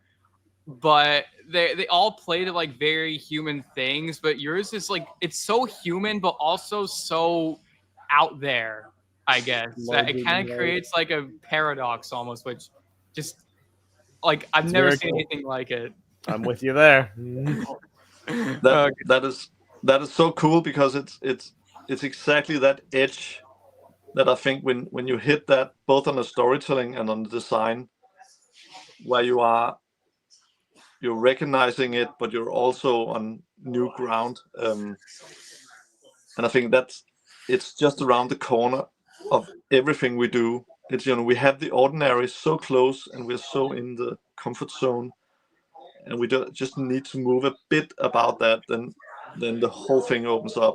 And I think that's basically what I'm trying to push. For sure, yeah, for sure. And I hope, especially with this new my people my age and whatnot, I hope that we get to see more newer, fresher storytelling ideas in the next few years. I mean, who knows? Fingers crossed. But anyways, I'm gonna do my best to get that up and running together with you all. This is a community we're trying to build, so that's the whole idea, that these kinds of inputs. Yeah, for sure. It's gonna you can sort of you can count on it, and you can get back with that comment if it's not happening. It shouldn't be sort of, okay, now you give this comment, then you don't say it anymore. If this is your belief, then you should keep on saying that, I think. It's an idea that you should just keep pursuing no matter what. Yeah, and that's something that applies to everything as well. It's life in general. I think it's what resonates with you as, okay, these are the waves I should follow, and these are the ones I shouldn't. It's like you're paddling to get to the wave where you can stand up and get the ride you want. But you also know you need to go into the water at a certain point to paddle to a new wave. And it's the process that's the idea. It's not the end goal. You don't surf to get to the beach. This is an awkward analogy for me. I can't swim, so if the water would suck me under, I'd be toast. No, because you have your wetsuit on, so that's gonna keep you up. Oh wow, I dressed for this. Okay, very good, excellent. Thank you for your question. Yeah, Thank of you course, so much. of course. Thank you. Yeah, of course. Yeah, you guys take care. You guys take care. You as well. Thank you. You should have written. Thank you. You should have written for Doctor Who. Oh yeah. I feel like that was kind of the perfect way to set up the next part of our conversation here. I agree.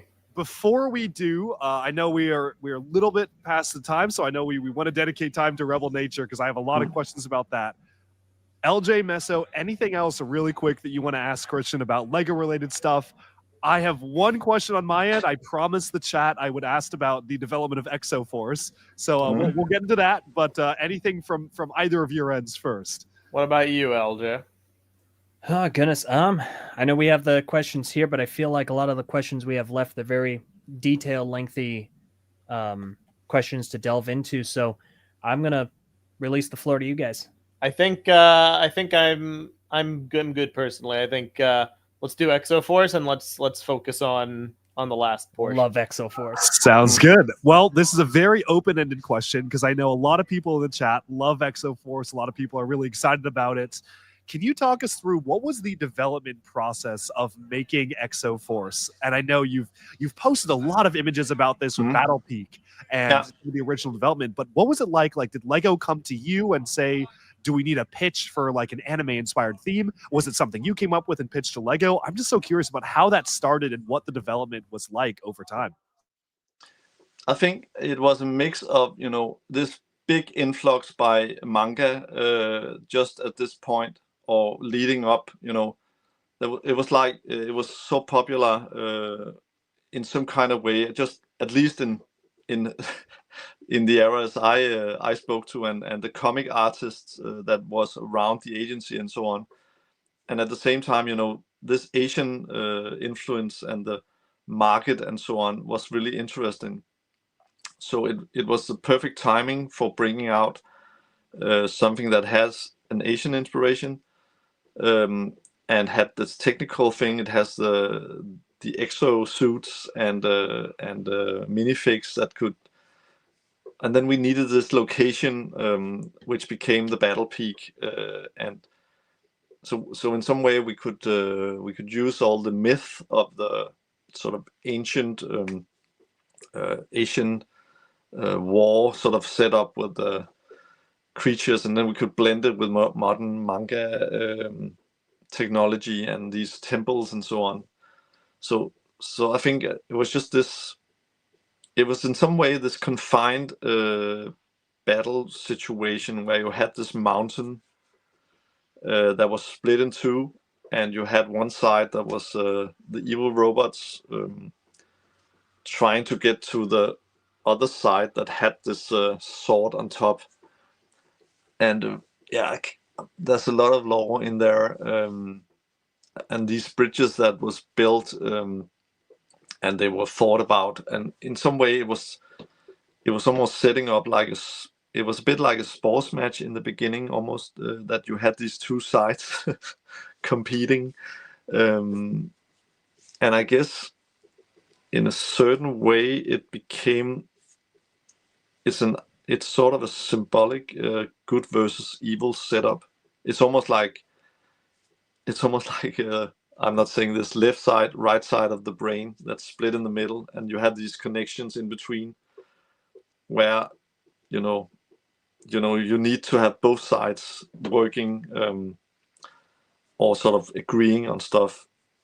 That's sort of the philosophy, and then the law, of course, goes back, and these young pilots of the exo suits, they need to learn how to sort of become pilots and so on. I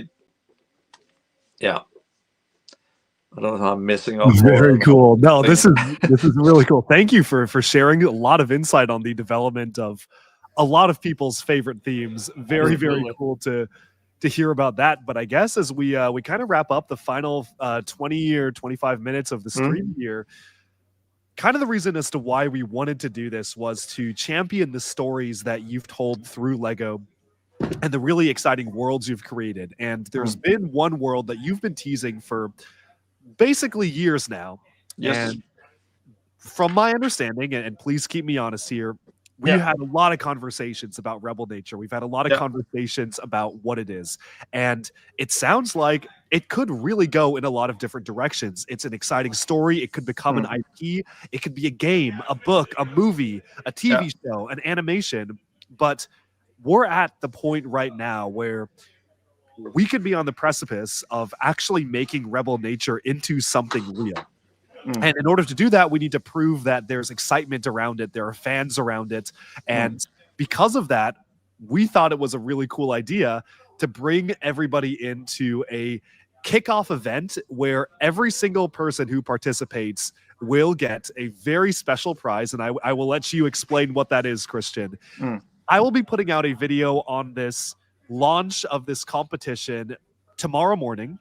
So it doesn't kind of overtread this live stream. So tomorrow morning, Pacific time, stay tuned. I'll be putting out a full video. But Christian, why don't you jump into what are we announcing here? What is Rebel Nature and what is the Wave Built competition? And I'm sure these other fine folks here on the call have a lot of good questions about that as well. I'm interested.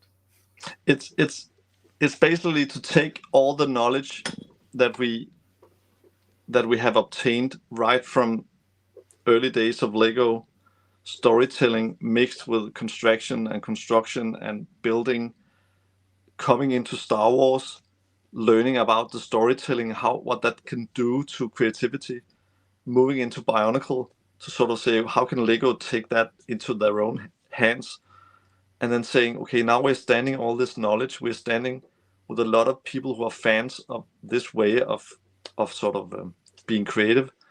How can we carry that into the next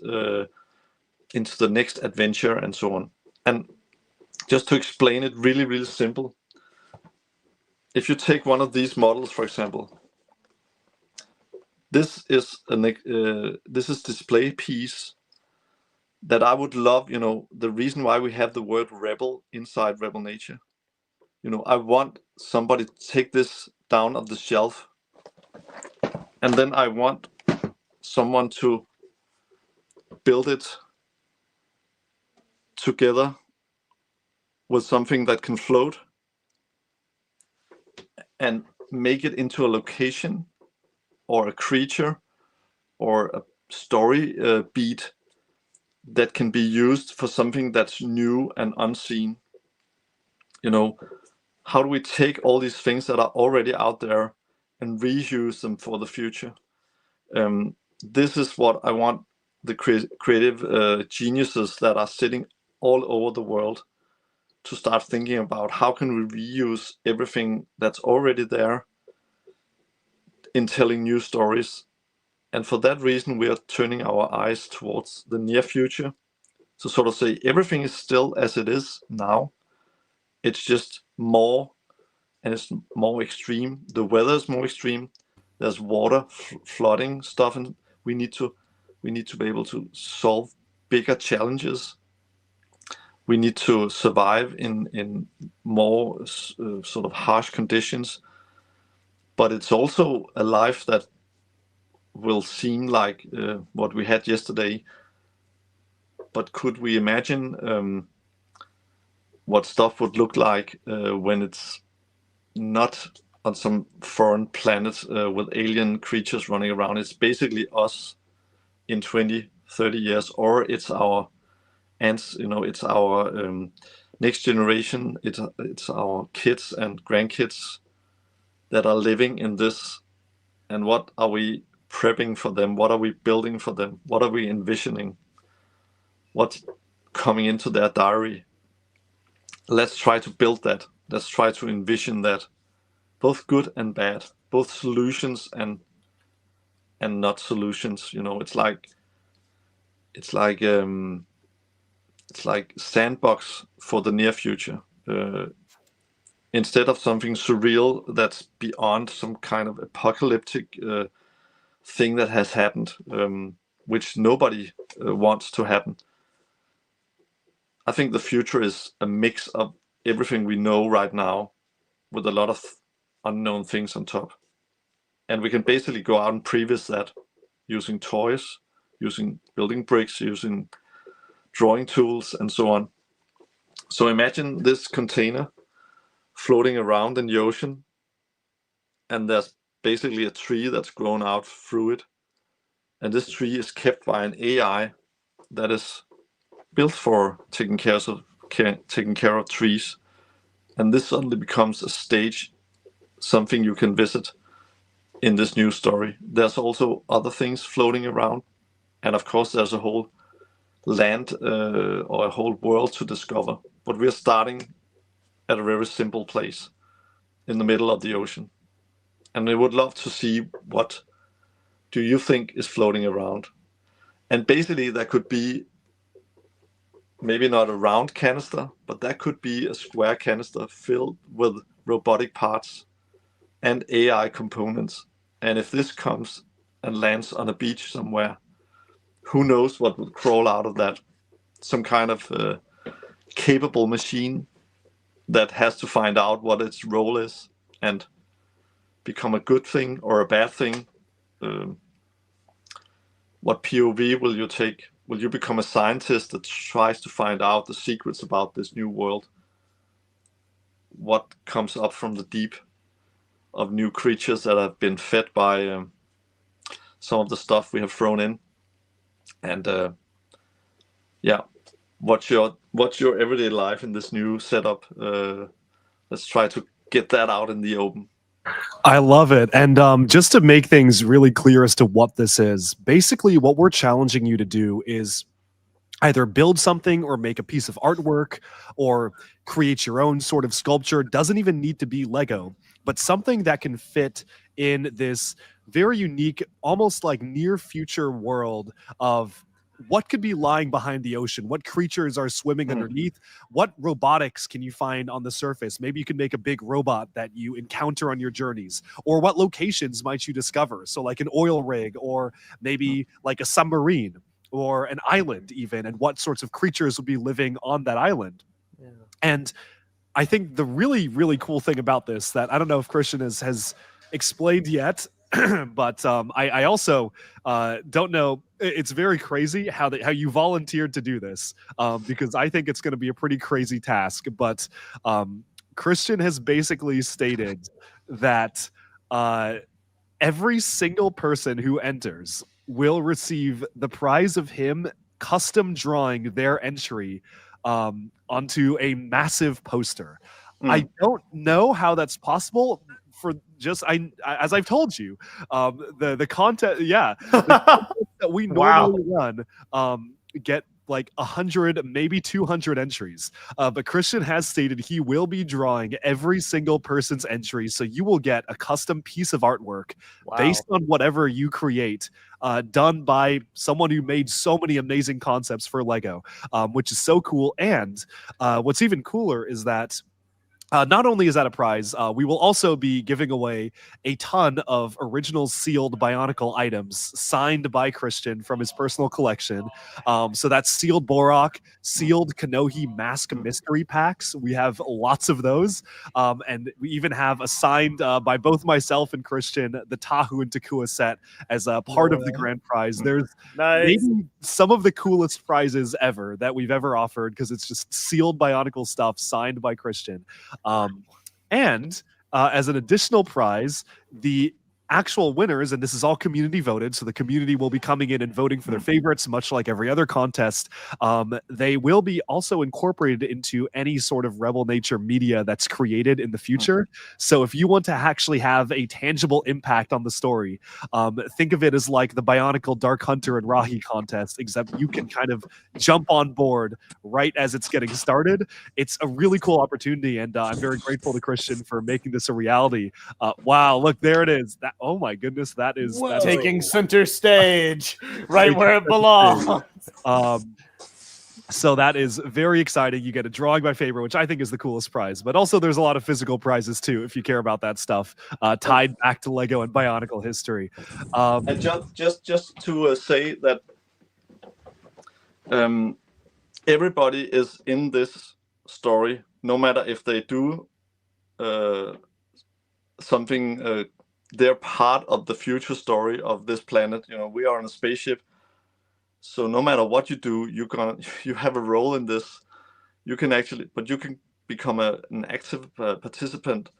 And just to say, we have a story of a girl called Res, who's in the middle of this. She is in medias res. She's thrown into the water. She's in that orange safety raft in the middle of the ocean, where your stuff is going to be around. So she will be able to visit this location or this creature or whatever you do in the future. Of course, you are sort of the backup.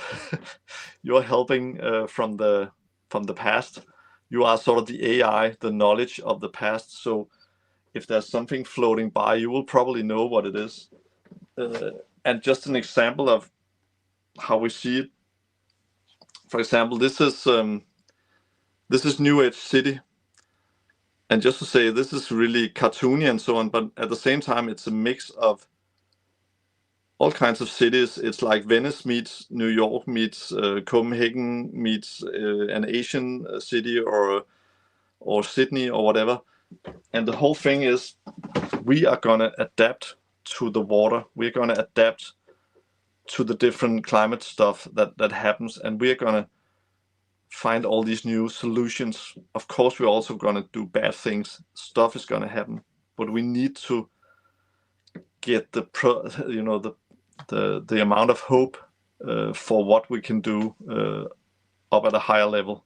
Also, that everything is connected. every little thing you do and suggestions you put in here becomes part of the database, becomes part of this toolbox we get. Nothing is wasted. And I think that is the, everything has been cut up into fragments for the last many years to be able to be sold off one at a time. We need to get the glue back in. We need to get the connection back in through storytelling. And REST is our guide in that future.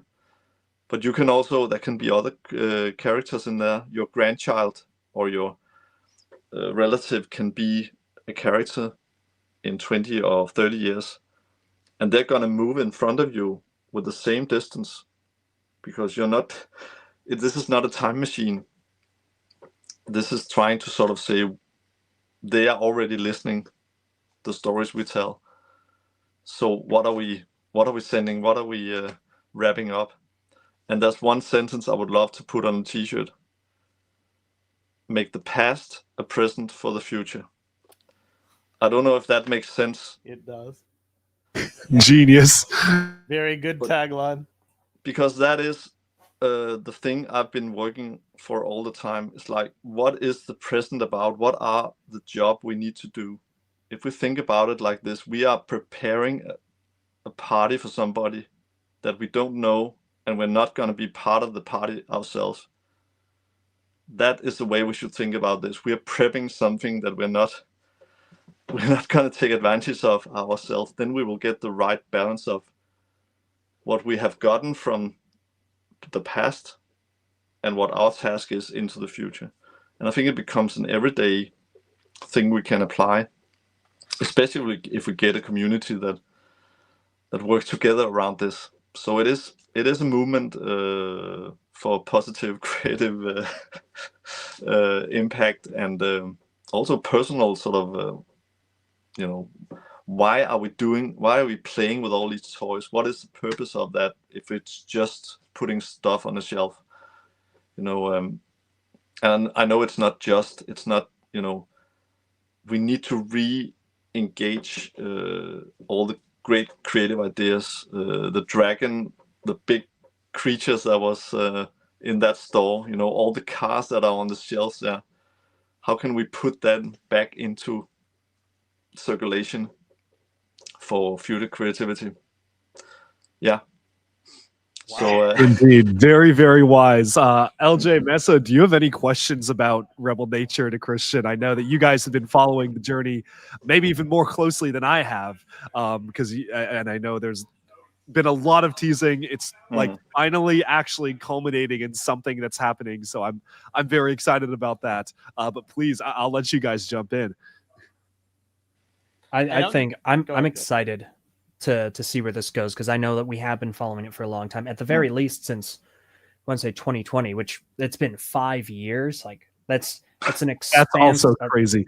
Yeah, that's a crazy. So much has happened in that amount of time. Like it's 5 years, and some might say it's only 5 years. Some say it's been 5 years. But I think it's really exciting because I remember Meso and I following that and wanting to know more, wanting to see concretely like what will this be realized as, and see kind of where this is going to carry everyone going forward. So I think that this is extremely exciting. I'm ready to see what you guys are bringing forward with this contest, what this is going to become. What is this? Very, very so striking cool. visual. That's awesome. So no, this sounds really, really exciting. As I was 5 years ago, I am now. I want to know more, and I'm excited to see what this becomes, and how all that hard effort materializes and comes to fruition. Can I just say that to get this up and running, I did storytelling to tape, and we did more than 15 hours of storytelling. So it's there, and location, we have 35 locations mapped out as places to go. That's impressive. And this is just this is like what we have inside our, this is where we could take it, but all the stuff that you will provide, thinking about, everything already, but what would that look like putting 20 years on top of that? It doesn't have to be nothing has to be blown up or apocalyptic situation sort of. So you need to start over. Just think of it with an extra layer of technology or an extra layer of green energy or not green energy, oil, whatever, creatures developing their own new skills, and nature and technology also coming together in places where humans don't know what's happening. Because if AI starts working together with nature outside the human range, then let's just say stuff can happen that we didn't expect, I guess. Absolutely. So the creative freedom is fully open, and I can just say I've been reading the Odyssey with the classic with Odysseus riding through the classic waves, meeting giants, meeting sirens.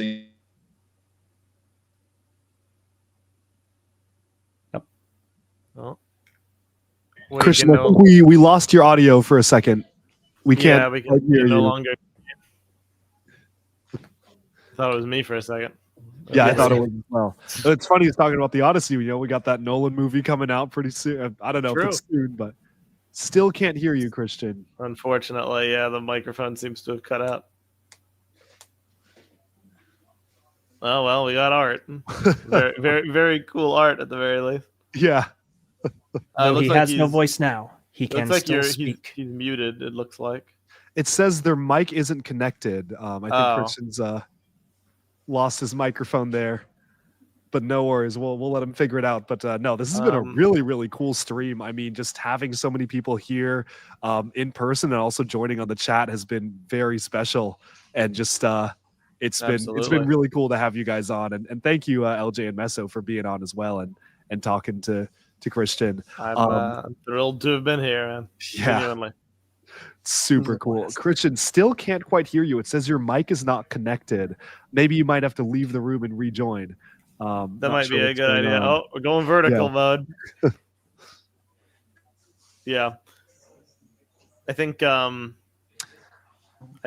one of my big things about this. Oh, we're back, I think. There we go. We're back. Yes. Hello. Yeah.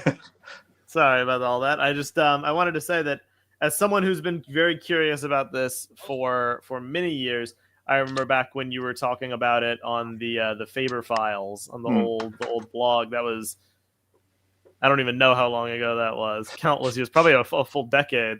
I've always been interested by the concept. I feel like it's incredibly visually striking and it's relevant for us as a modern society. And I think to open this canvas to the wider world in this way with a competition, with a creative kind of pooling is a genius way to do it. I cannot wait to see the kinds of things that people contribute to add to this world. And I saw some people in the live chat who were remarking that they were sad that they could not draw, they could not participate in this. But it is a free-for-all media contest, correct? Totally. It's artwork, it's Lego builds, it's whatever kind of media you would want to basically create. Also, if you see something, something cool that's that's on a picture and so on, send it in, something that's floating or something, an island. I've seen a lot of strange islands suddenly because I start seeking out what are the most remote islands and so on. Suddenly these amazing shapes comes out. That could also be something you send in and say, you should be able to visit this place. But I would love you to sort of say, but what is this place then? Is it a whaling station? Has it been a holiday resort earlier on and it's closed down because of something? Is it volcanic site? Is it a technological site? Is it just nature freaking out in some strange way? Or is it some kind of invention that we haven't heard about to go into space or whatever? So Absolutely. you're not limited to being able to draw it, or I'm not saying that you should prompt it because nothing of this has been done with AI, but definitely there are some tools out there that could also send this flying in new ways. I'm not against any kind of new tools, just as long as it's the story that stays in front. Totally. I mean, there's so many places to draw inspiration from. I'm sure people are going to get really inspired, and I cannot wait to have people be able to join and submit their ideas and kind of be a part of this world. It's really cool that right out of the gate you're opening it up and saying, hey, if you want to enter this world, you can be a part of it. So yeah.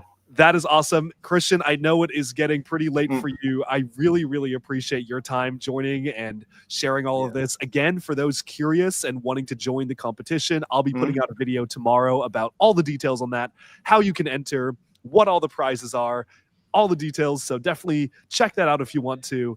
But it's really been an honor to have you here, Christian. And there it is. Rebel Nature is finally kicking off, which is very, very exciting.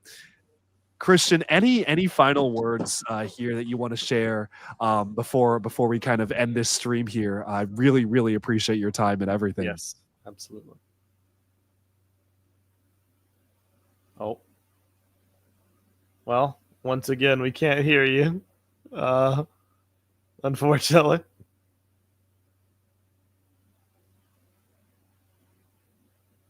Yeah.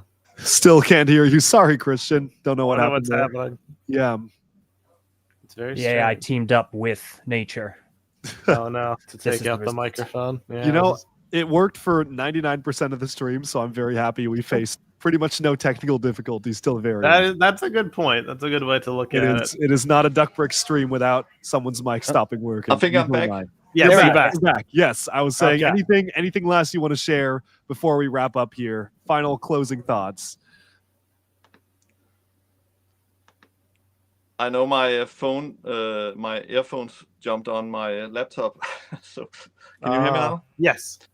No, I just want to say that, you know, people have dreamed about Bionicle coming back, and it's out of my hands. It's out of anybody's hands to do that. I think this is trying to take back the creative initiative and power of actually having this community as an active force of doing, instead of just waiting for stuff to come on a shelf.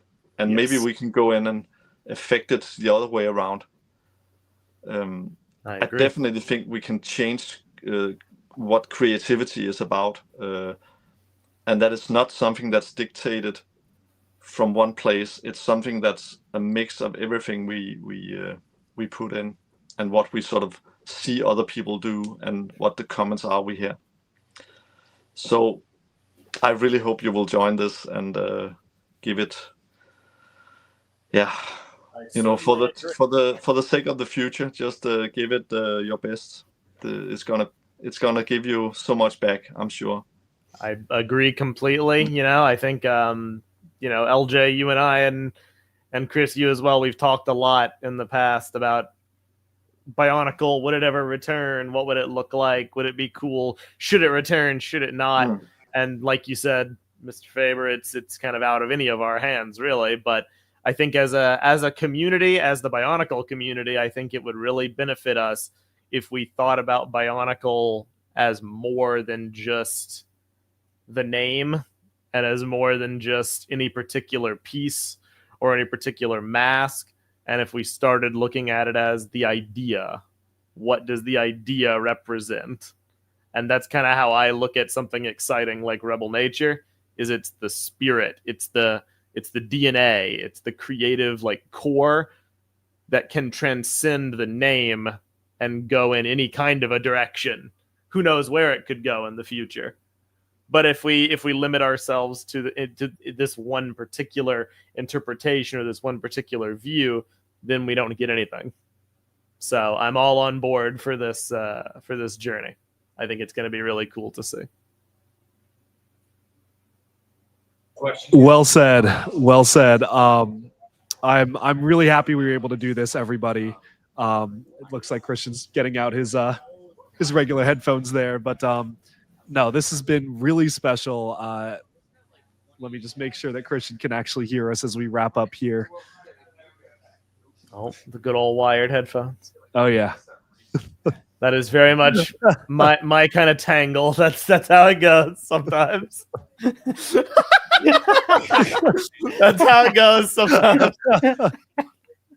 The struggle is real. Still can't hear you, Christian. No, can't hear you. Unfortunately. I'm sorry. What about now? Oh, there we go. Yes. Okay, Awesome. I've gotten a new beard.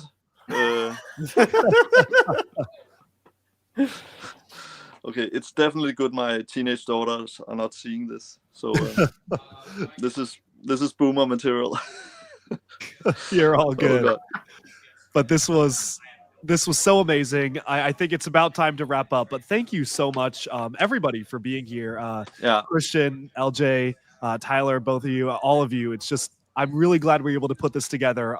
Just to kind of say something on my end, obviously Christian has been an inspiration to me and kind of encouraged me to do a lot of what I do today. And I feel like I wouldn't be into Lego. I wouldn't be here. My life would be so different if you hadn't been that involved in creating Bionicle. And that's why I'm so excited to even just play a small part in the next story you're telling. But also to you guys, LJ and Meso, I grew up watching TTV. Like I was listening to every podcast. I was watching all your videos, and I never thought I would ever be on like the same call as you, on the same podcast as you guys. And I genuinely LJ, your reviews got me into Bionicle and kept me in Bionicle because they kept coming out on such a regular basis.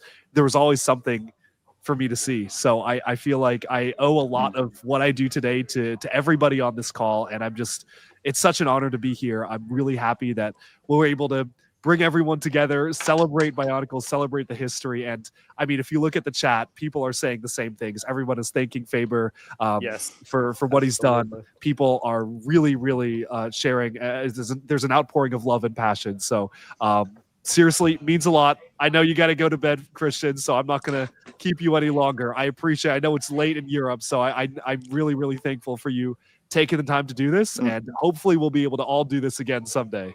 I would love this has been totally fantastic. Thank you so much, everybody. It's it's a lot. Yeah, this is the next level. I would say meeting up like so many years, mixing everything together. Thank you so much.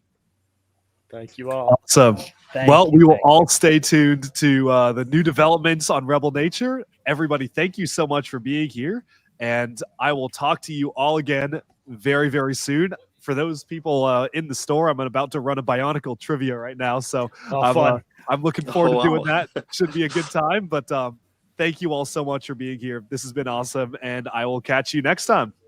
Have a good one, everybody. Thanks so much. Farewell. Bye. All right. Fun. Okay.